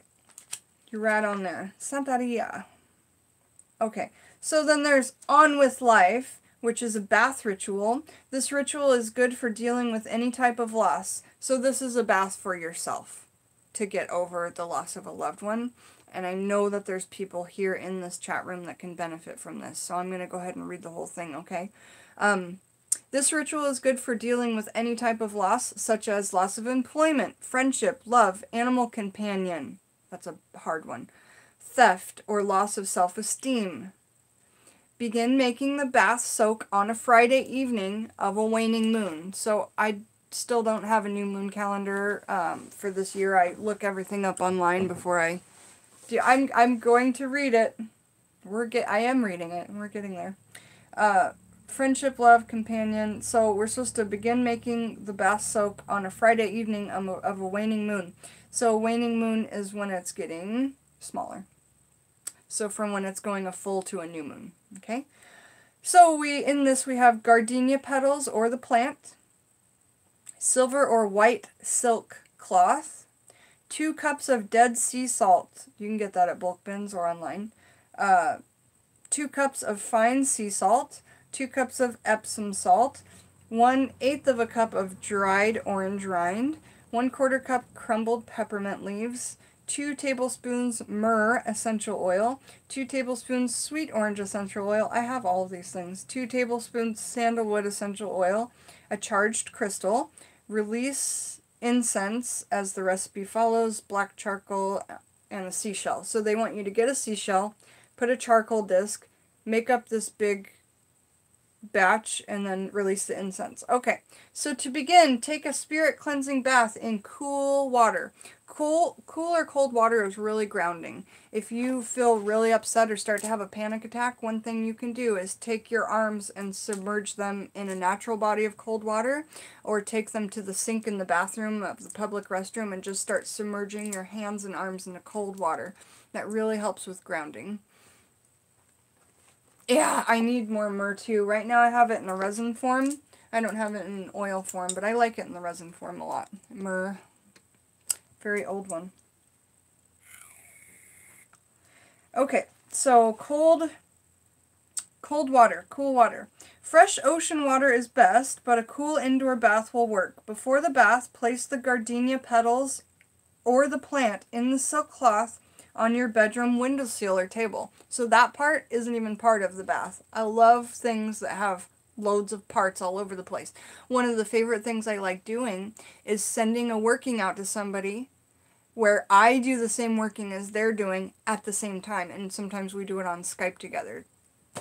It really amps it up. Okay, so you're taking the gardenia, the plant or the petals in the silk cloth and putting them in the windowsill or table. Focus your intention to create powerful healing brews. So holding your hands over whatever and visualizing, closing your eyes, focus your intention and adding in that enchantment, if you will.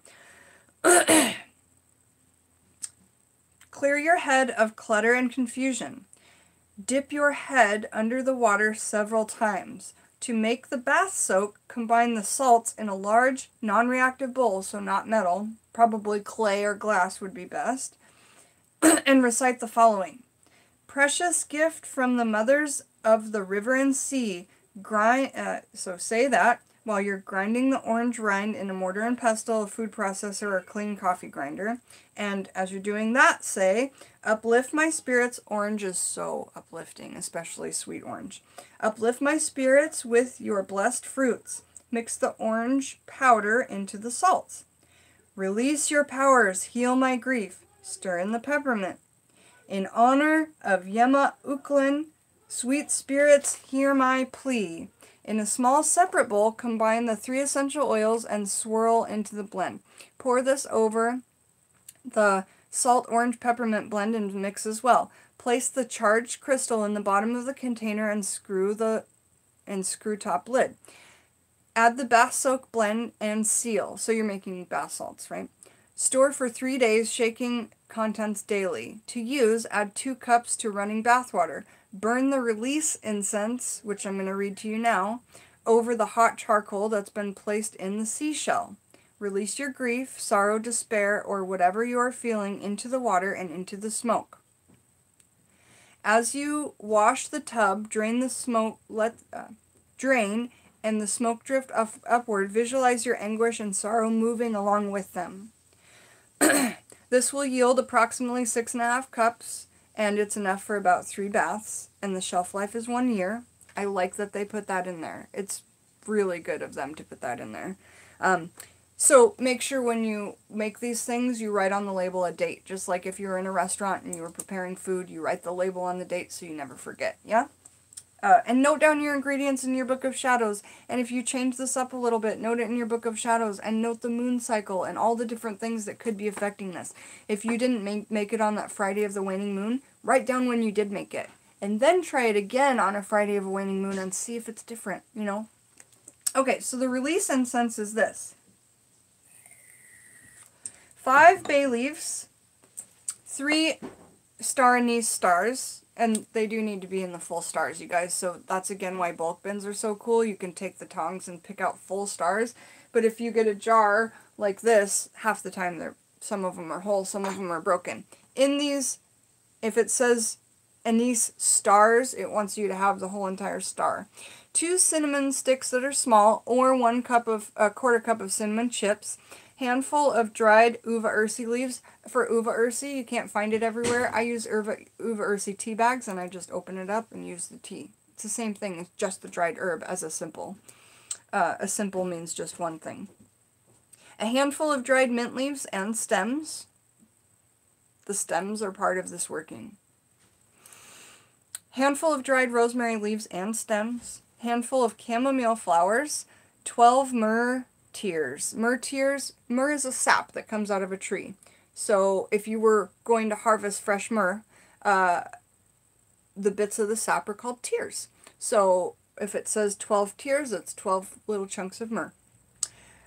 7 frankincense tears, same exact thing. Frankincense is the sap from a tree. Dragon's blood is the sap from a palm tree. Pine, pine pitch, that's sap, that's resin. Pine pitch smells so good on a coal disc, you guys, and I did a video all about pine. The needles, the cones, the nuts, the woods, the barks, and the resin. All in that video. So much stuff. Okay, so an 1/8 teaspoon myrrh essential oil, an 1/8 teaspoon bay essential oil, an 1/8 teaspoon ylang ylang essential oil, charged aquamarine, and charged tourmaline. Where's my tourmaline? I don't have an aquamarine to show you, but I have a tourmaline chunk. I mean, granted, this is humongous. This is a 14-pound chunk of tourmaline. And it's even growing some other minerals on it. I think that might be some kind of quartz. I don't know, though. This is gorgeous. So healing. Tangerine, are you still here? This helped so much when you suggested after that incident with that person. It really did help. And tourmaline is cool because every time you pick it up, parts come off of it. To a lot of people, that wouldn't be so cool, but to me it is. Because it's almost like it gives you lettings when it knows that you need it. Like it shares with you when you need it. Up to your neck in yummy bacon? Is it turkey bacon? I love turkey bacon. Hi, Kale Sunflower. Hi, how are ya? Yes. Stick, Stones, Roots, and Bones by Stephanie Rose Bird. Thank you very much, Eric. I appreciate that. Is B here? Oh, you're talking to iKale. I've been missing B Young. Has anybody seen B Young lately? She had her daughter's wedding the other day, or her sister. Okay, so we've got all the incense. I've read you the recipe. Now I'll read you the rest. And then we're going to start reading about some traditional burial customs. And then we're going to also talk about the hoodoo for the terminally ill and ancestor altar and all this kind of cool stuff. I'm really excited about this chapter. So using a coffee grinder or mortar and pestle. You guys, if you do use a coffee grinder, go to the thrift store and get one. It's a push button thing. I have one too. It's way up there. I don't want to get it, but here's the thing. I only use that push button grinder for something I physically can't do, or something like snake skins or thistle that just won't grind up in there. That's the only thing I use it for, because the intention that goes into you grinding is so magical. And if you skip that step, it's okay, but know that a lot of your time goes into that, and your strength, your energy, it's very symbolic of the process. So I only use that coffee grinder to zip up things I can't do myself. Oh, well, see, it's okay to do that, but if you do cheat with the coffee grinder, then just spend the time with it later, because remember, all that time and energy you're putting into it is definitely part of the working. But yeah, I mean, find a way to balance it out for yourself, Donatello. You'll make it work. And it's not like it's not working. It's just makes it more intention. There is turkey bacon. It's so good. You know the Columbus brand of meats? At Costco, they came out with these 4-packs of turkey bacon, and it's like Columbus is such a good brand. Okay, anyway, I don't really promote eating meat, but yeah. Using a coffee grinder or mortar and pestle, pulverize the bay, anise, and cinnamon until they are a coarse powder. Crumble in the uva ursi, mint, rosemary, and chamomile. Stir in the myrrh and frankincense tears. Sprinkle the essential oils over the mixture. Put the aquamarine and tourmaline in a container with a lid. Add the incense, blend, and seal. So those stones are just kind of sitting at the bottom. Store for 3 days, shaking contents daily. Okay, but listen, if you've got stones in a glass jar, I would put the stones in the middle of the herbs so that it wouldn't break the glass just in case. Bacon is your kryptonite. Thanks, I did a tutorial on my hair. I made my own hairspray for it and everything out of Celtic sea salt, Celtic gray sea salt, and moon water, moon well water. And you know what, you guys, I slept on it one night. Sometimes even when I wash my hair, the crimps still don't come out. So this will be on for a while. It's kind of like a dread perm, if you will. Okay, so now we are talking about the traditional burial customs in Hoodoo, okay? And we are on page 237 of Sticks, Stones, Roots, and Bones by Stephanie Rose Bird. Okay.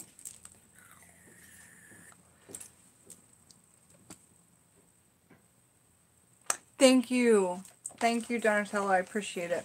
Okay, African and traditional African American burial, death, and grieving rituals are not only concerned with the living, a great deal of consideration is given to the spirit of the departed as well.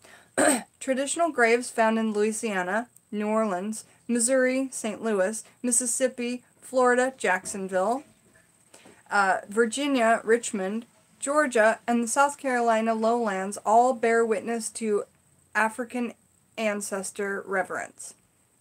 In the early days of life in the Americas, African slaves, sharecroppers, and freemen insisted that a tree be planted on the burial site.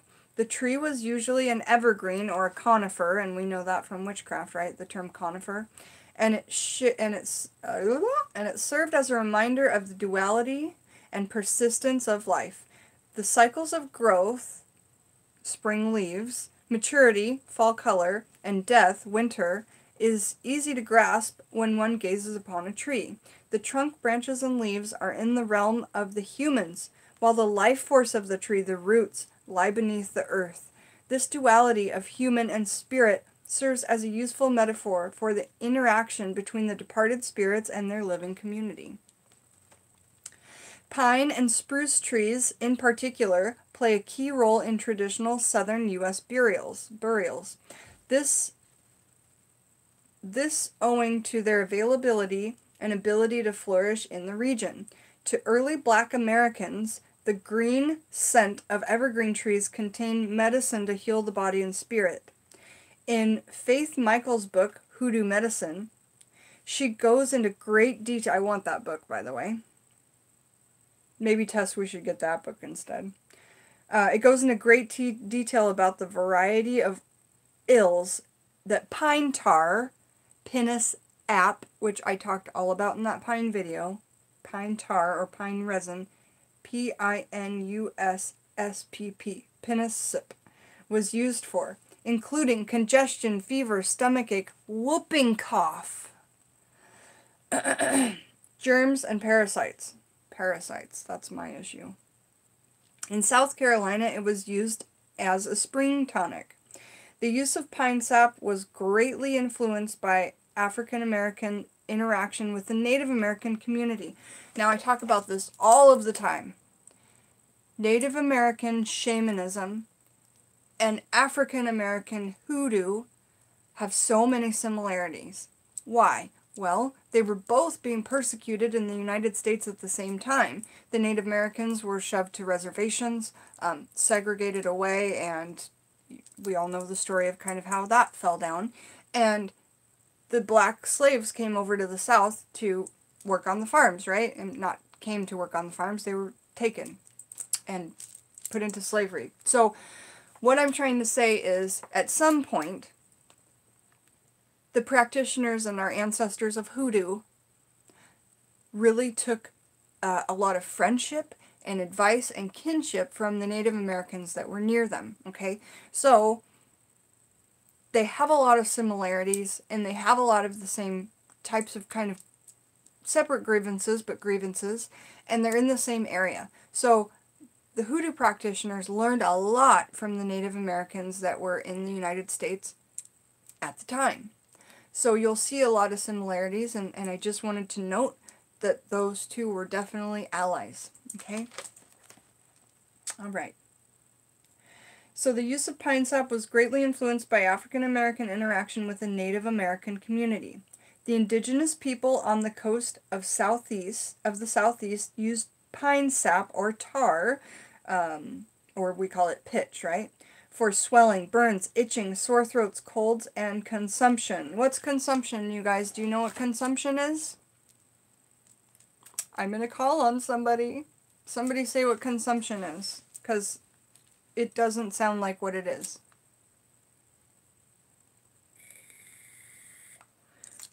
It sounds like the opposite of what it is, if that's a clue, perhaps.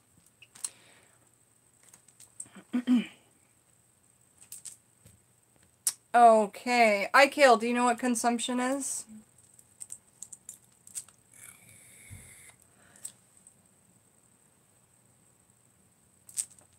No? Okay.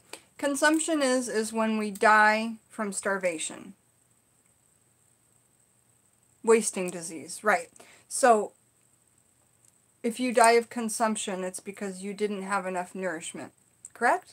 Alcoholism was called consumption back in the olden days. Ooh, Nina, I didn't know that. But that would make sense because alcoholics that are so severe, and I've actually been in that spot in my life, so I can speak from it, don't generally take food. They just take alcohol. So you'll see a lot of alcoholics drinking Ensure. It's so that they actually get a nutrient. And sometimes at some point with alcoholism, your stomach will reject food and only take in alcohol. And so if you try to eat, you'll throw up. But if you try to drink Ensure or other things that have vitamins to keep you from dying, basically an IV in a box, if you are, yeah, they don't eat too much, right? You thought TB was also known as consumption, but yes, a wasting disease. Okay, yeah, and so maybe consumption just means a disease that you don't end up, that makes you stop consuming. It's similar to TB. Okay, well good. I think I learned some. You guys learned a lot. I think we all got it. So thanks for talking about consumption with me, because we all learn from it. So they were using the tar sap for swelling, burns, itching, sore throats, colds, and consumption. So that means that it had loads and loads and loads of nutrients to suffice in the sap, and I had no idea of that either. To the present day, pine tar enjoys a special place in the Black community. Pine soap is used for bathing and scalp disorders. It is believed to help strengthen the hair and combat baldness. Alopecia is something that people with dreads have to worry about. So I bet that the pine sap was also used for alopecia.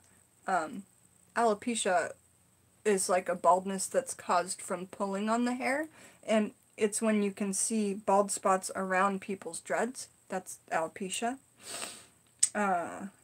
Okay, the scent serves as a spiritual and systemic tonic. In the winter, when my spirits are grieving and the lively spirits of summer and autumn, I put a teaspoon of white pine essential oil directly onto a wet mop with a dash of Castile soap. I love Castile soap. And clean the floors. This appears to have a marked influence on the spirits in my home. That's awesome. This floor wash is also recommended for wakes and to help combat depression. So, white pine essential oil, a drop on your mop, along with some Castile soap, which is basically a kind of like organic soap base that only has a couple ingredients rather than a jillion, including gluten and loads of other stuff. The author is saying that it has a marked influence on the spirits in her home, and it's recommended to combat depression. That white pine essential oil. Okay, so next we are going to read a recipe for a Lift Me Up Pine Floor Wash. Okay, Okay. Is everyone having fun? Are we having a good time? Sticks, Stones, Roots, and Bones by Stephanie Rose Bird. This book is... I can't even say. This book is so amazing thus far. Should be taking notes. Yeah, and so this is funny because, like, I don't do tons of, like... I'll type out my recipes for my Book of Shadows, for my oils and stuff, but I don't do, like, daily books of shadows. So I use the edge of my books for notes. All that is just wasted space to me. That's there for my notes. And, you know, highlighter. So I did this big video of all the books I've got, but I am going to be reading from this probably till it's through. And we're a little bit in the middle of this book, so we'll be popping in and out of this one. But this book by far is one of the coolest books I've got on my shelf. I really do like it. Okay, so Lift Me Up Pine Floor Wash. This recipe is for the down-home folk with access to trees on their property. If you do not, see the variation. Okay, so here's where the recipe starts. Enough pliable young green shoots from a spruce, pine, or cedar tree to fill a stock pot 3/4 full.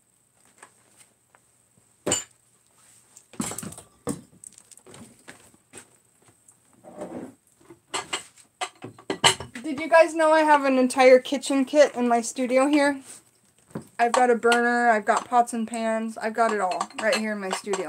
So if you were going to take this stock pot, and I love using the Visionsware, it's so magical because I have a gas range. The fire touches the glass, and I can see the contents inside bubbling and boiling. It's really magical. I love this Visions cookware because you can see inside of it. It's old, you can find it thrifting, but on the edge it will say Pyrex Visions, and if it says France, that's the really good kind, and if it says USA, that's also a great kind, but there's two different ones, and the Visionsware France is amazing, but I have both types. So in this recipe, you'll fill a stock pot up 3/4 of the way with any of those trees that we talked about on that list, which were spruce, pine, or cedar.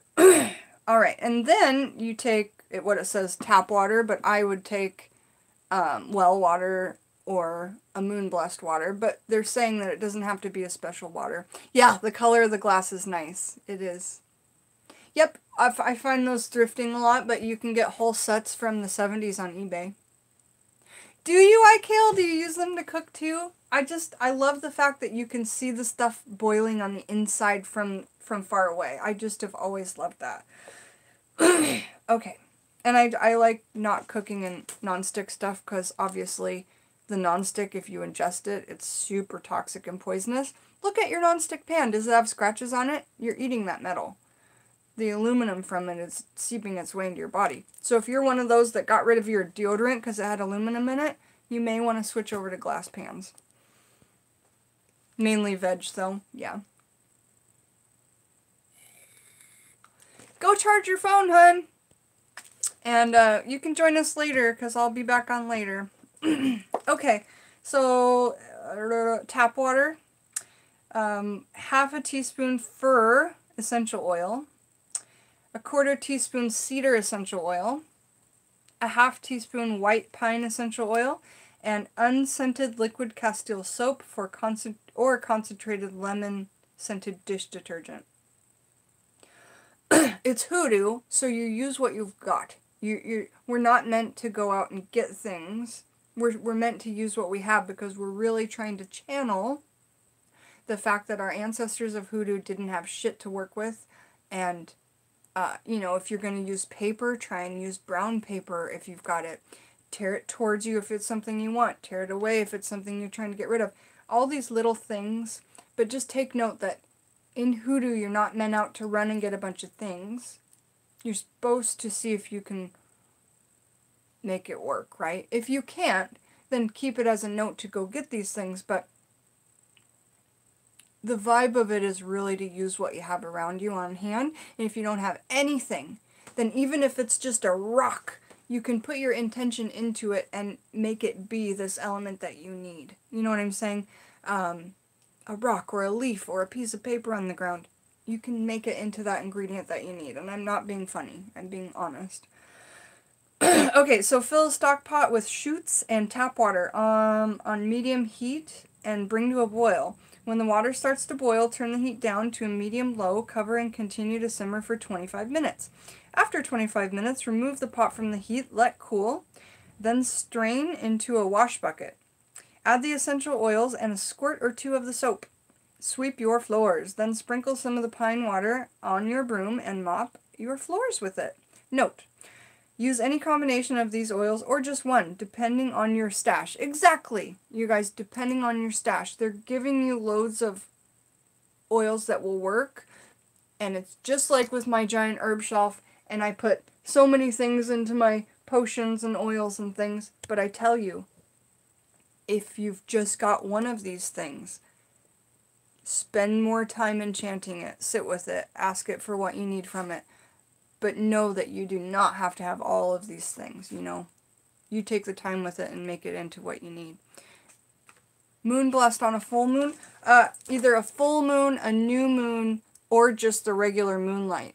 But generally, when I say something's moon blessed, it's generally a full moon. If it's for manifestation, I'll bless it in a new moon. Or if I need something blessed and it's not a full or a new, I'll take it out in the general moonlight. Don't forget, you guys, moonlight is just like sunlight. You do not need to see the moon to get those rays. It can be behind a cloud in a completely overcast night. Just like if you're on the water in an overcast day and you think, I don't need sunscreen, but you come home and you look like a beet and you're beet red. Those moon rays, they don't discriminate. You know what I'm saying?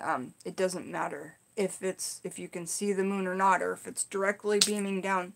You're going to absorb those moon rays. So I hope that made sense. This damn retrograde, it's got me all over the place.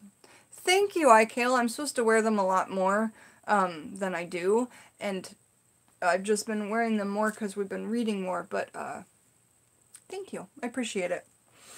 Okay. So the variation... Oh, right, so the note. Use any combination of these oils or just one, depending on your stash, so long as the total amount comes to 1 teaspoon of oil.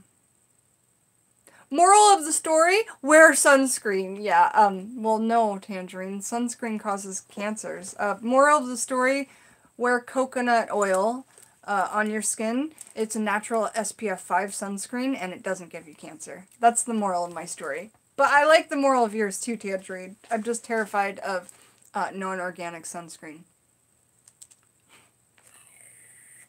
Okay, and then the variation.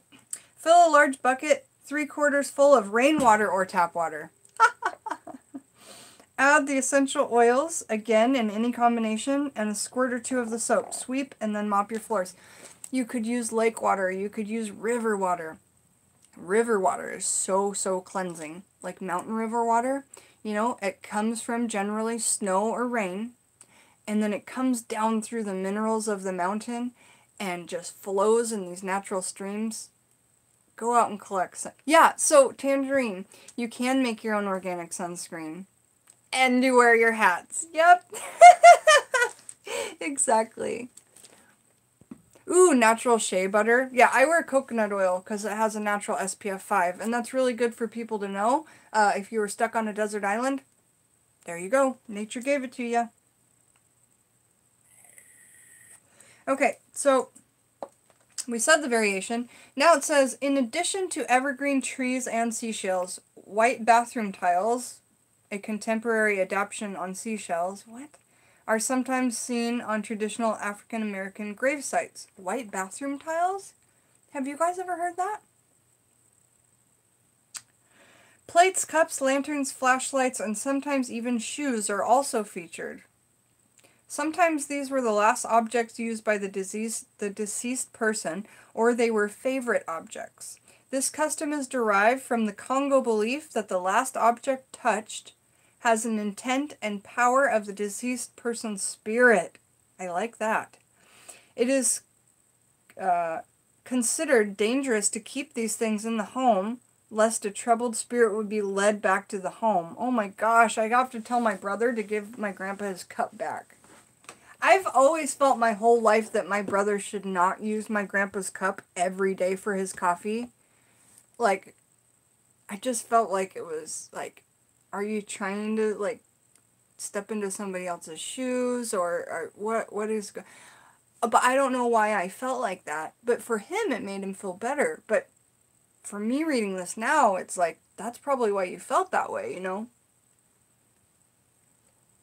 This clairsentience, you know, it's just all around us. You just need to tap into it. Do you guys have ringing in your ears? Do you say, I feel a lot? I just love Stargirl the Practical Witch and all her Claire videos. Okay, so where are we? Congo belief. Troubled spirit. Okay, bringing these objects to the graves encouraged continuum in the journey of the spirit. So, like, letting your granddad finally have his cup back so that he can continue on with his appropriate spiritual journey the way that he was meant to.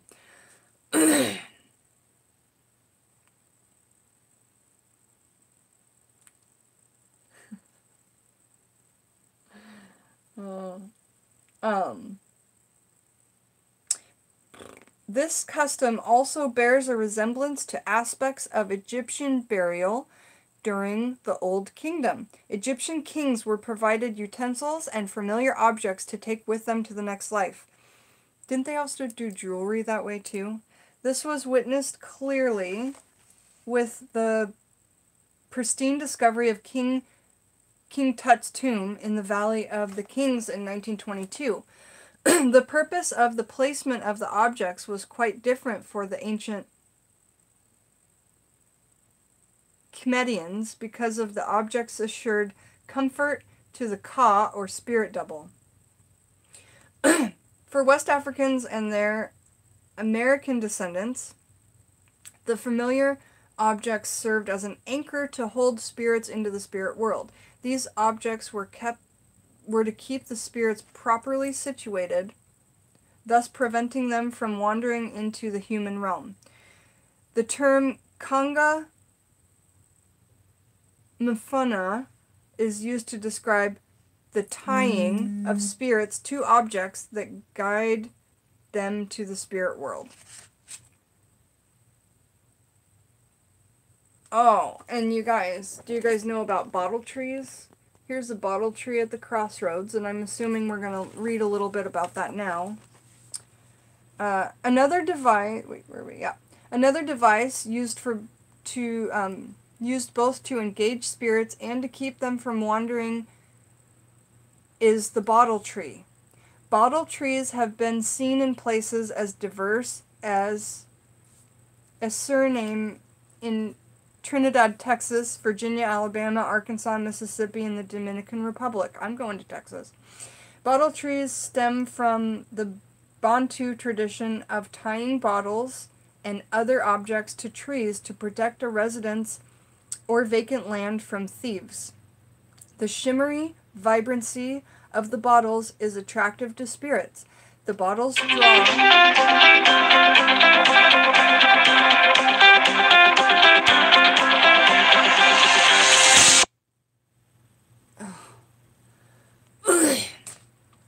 Yeah, I'm going to have to finish this paragraph and then get off because my husband's trying to call me and it's probably something important. Okay, so the bottles draw, then trap away community, for their presence scares off the potential thieves or the wrongdoing. Bottle trees are a new home for our departed loved ones where we can visit them and be close to them. That's actually really super cool. The domain of the spirit is visualized as being white and having a glass-like shimmer. Kaolin, a pure white clay found at the bottom of riverbeds, is used on masks and medicine bundles to symbolize the spirit realm. In the Caribbean, tombs were whitewashed on Christmas morning to honor the spirit realm. The white rooster, or Nasusuna Nubri, embodies the power of white or spirit realm, so that many African or traditional African American burial rituals A white... What? A white cock is sacrificed to help the spirit. I've never even heard of... Oh, well, I guess this is a white cock.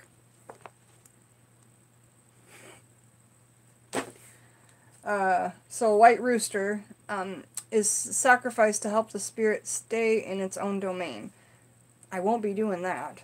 A candle and then a lamp helps light the way from earth to the spirit world.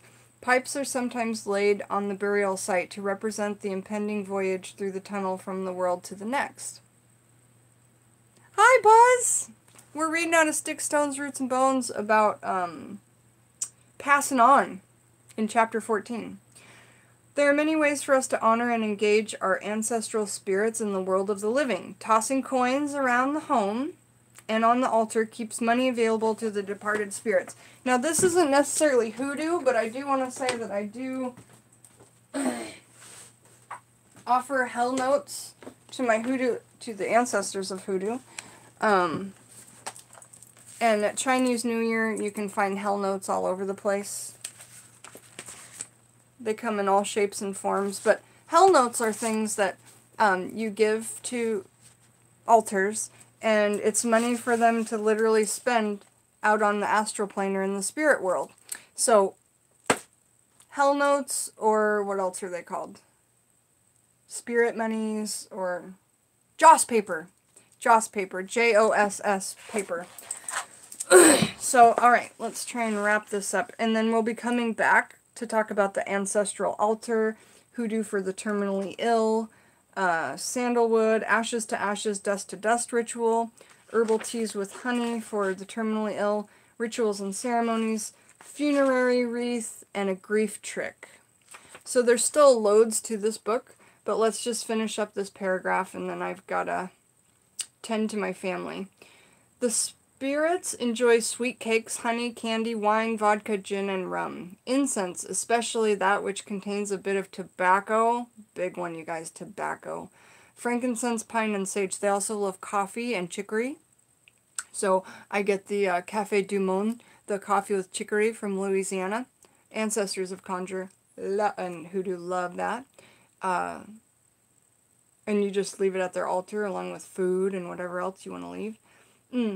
So, very pleasing to the ancestors, sweet things. The ancestors get thirsty. If you have no money and you leave nothing, not even a candle, I know that y'all can find a glass of water and leave it. Even if your altar is just a candle and a glass of water, or just a glass of water. It's what it is, and one of our best offerings to any spirit altar is a glass of fresh water. And it's absolutely free.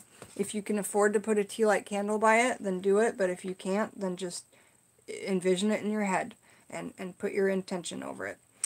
Let's see where we're at. Placing a bowl of fresh water under the bed allows spirit ancestors to manifest themselves in a symbolic message in your dreams. That is awesome.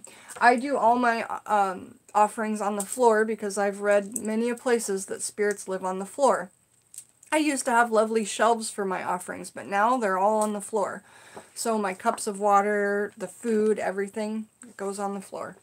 And I don't really show those altars, I just talk about them. Placing a bowl of fresh water under the bed, though, draws spirit ancestors to come manifest themselves as symbolic messages in your dreams. I'm doing that tonight. They also enjoy Florida water, Canunga water. Always talking about Florida water. I have Florida water bottles and soap on my Etsy shop. I'll put the Etsy shop in the description when we're done. So Florida water, Canunga water, orange blossom water, rose water, and lavender water. There's a recipe for rose water, Florida water in this book. Let's see. In Magical Herbalism, author Scott Cunningham In Magical Herbalism, oh my gosh, you guys, they talked about Scott Cunningham in this book. I knew it. It's not called Magical Herbalism. You think that she would have gotten the name right for her book, but that's okay. I think she's talking about either the magical household or Encyclopedia of Magical Herbs. But I know, right? I can't believe that came up. So, in Magical Herbalism... Oh, no! I know what book she's talking about. There is one called Magical Herbalism. I can go get it. So, Magical Herbalism, author Scott Cunningham suggests burning crushed willow bark, sandalwood incense to draw spirits near. I also know that burning thistle of any kind, whether it be milk thistle or whether it be artichoke heart thistle, that's what I put into my spirit calling incense, because the words that you say when that is being burned, the spirits can hear you, and you'll be able to hear them whisper back without a ghost box. So I know Redman left, but I gotta tell him that. If Redman's here, you guys, make sure I tell him about the thistles next time he's here, because he does ghost work. Okay, yew and willow leaves and bark are also sometimes burned to call up the spirit of a departed loved one. And that all came from Scott Cunningham's Magical Herbalism. That's flippin' fantastic. So when we come back on the Taxidermy Witch, we will be reading again out of Sticks, Stones, Roots, and Bones by Stephanie Rose Bird. And we will be starting on the Ancestral Altar, okay, in this chapter of Passin. I love you guys so terribly much, and I had so much fun reading both World Myths with you guys and Sticks, Stones, Roots, and Bones. I've got the whole entire day off. I've got a spiritual counseling session in about an hour to meet a new person. I couldn't be more pleased about that. And if any of you are interested in that, you just let me know. If you've not connected with me on Skype yet, please do. Jen the Taxidermy Witch. I don't do any social medias, so you could ask all you want, but it's just not gonna happen. But we've got this, and Etsy and Skype, so I look forward to seeing loads of you there, and loads of you later on this evening, and we're gonna get back into Sticks, Stones, Roots, and Bones and talk more about Passin. Alright guys, thanks so much. It was so nice to see you. Get a Skype, Brandy. They're super easy. Talk to you.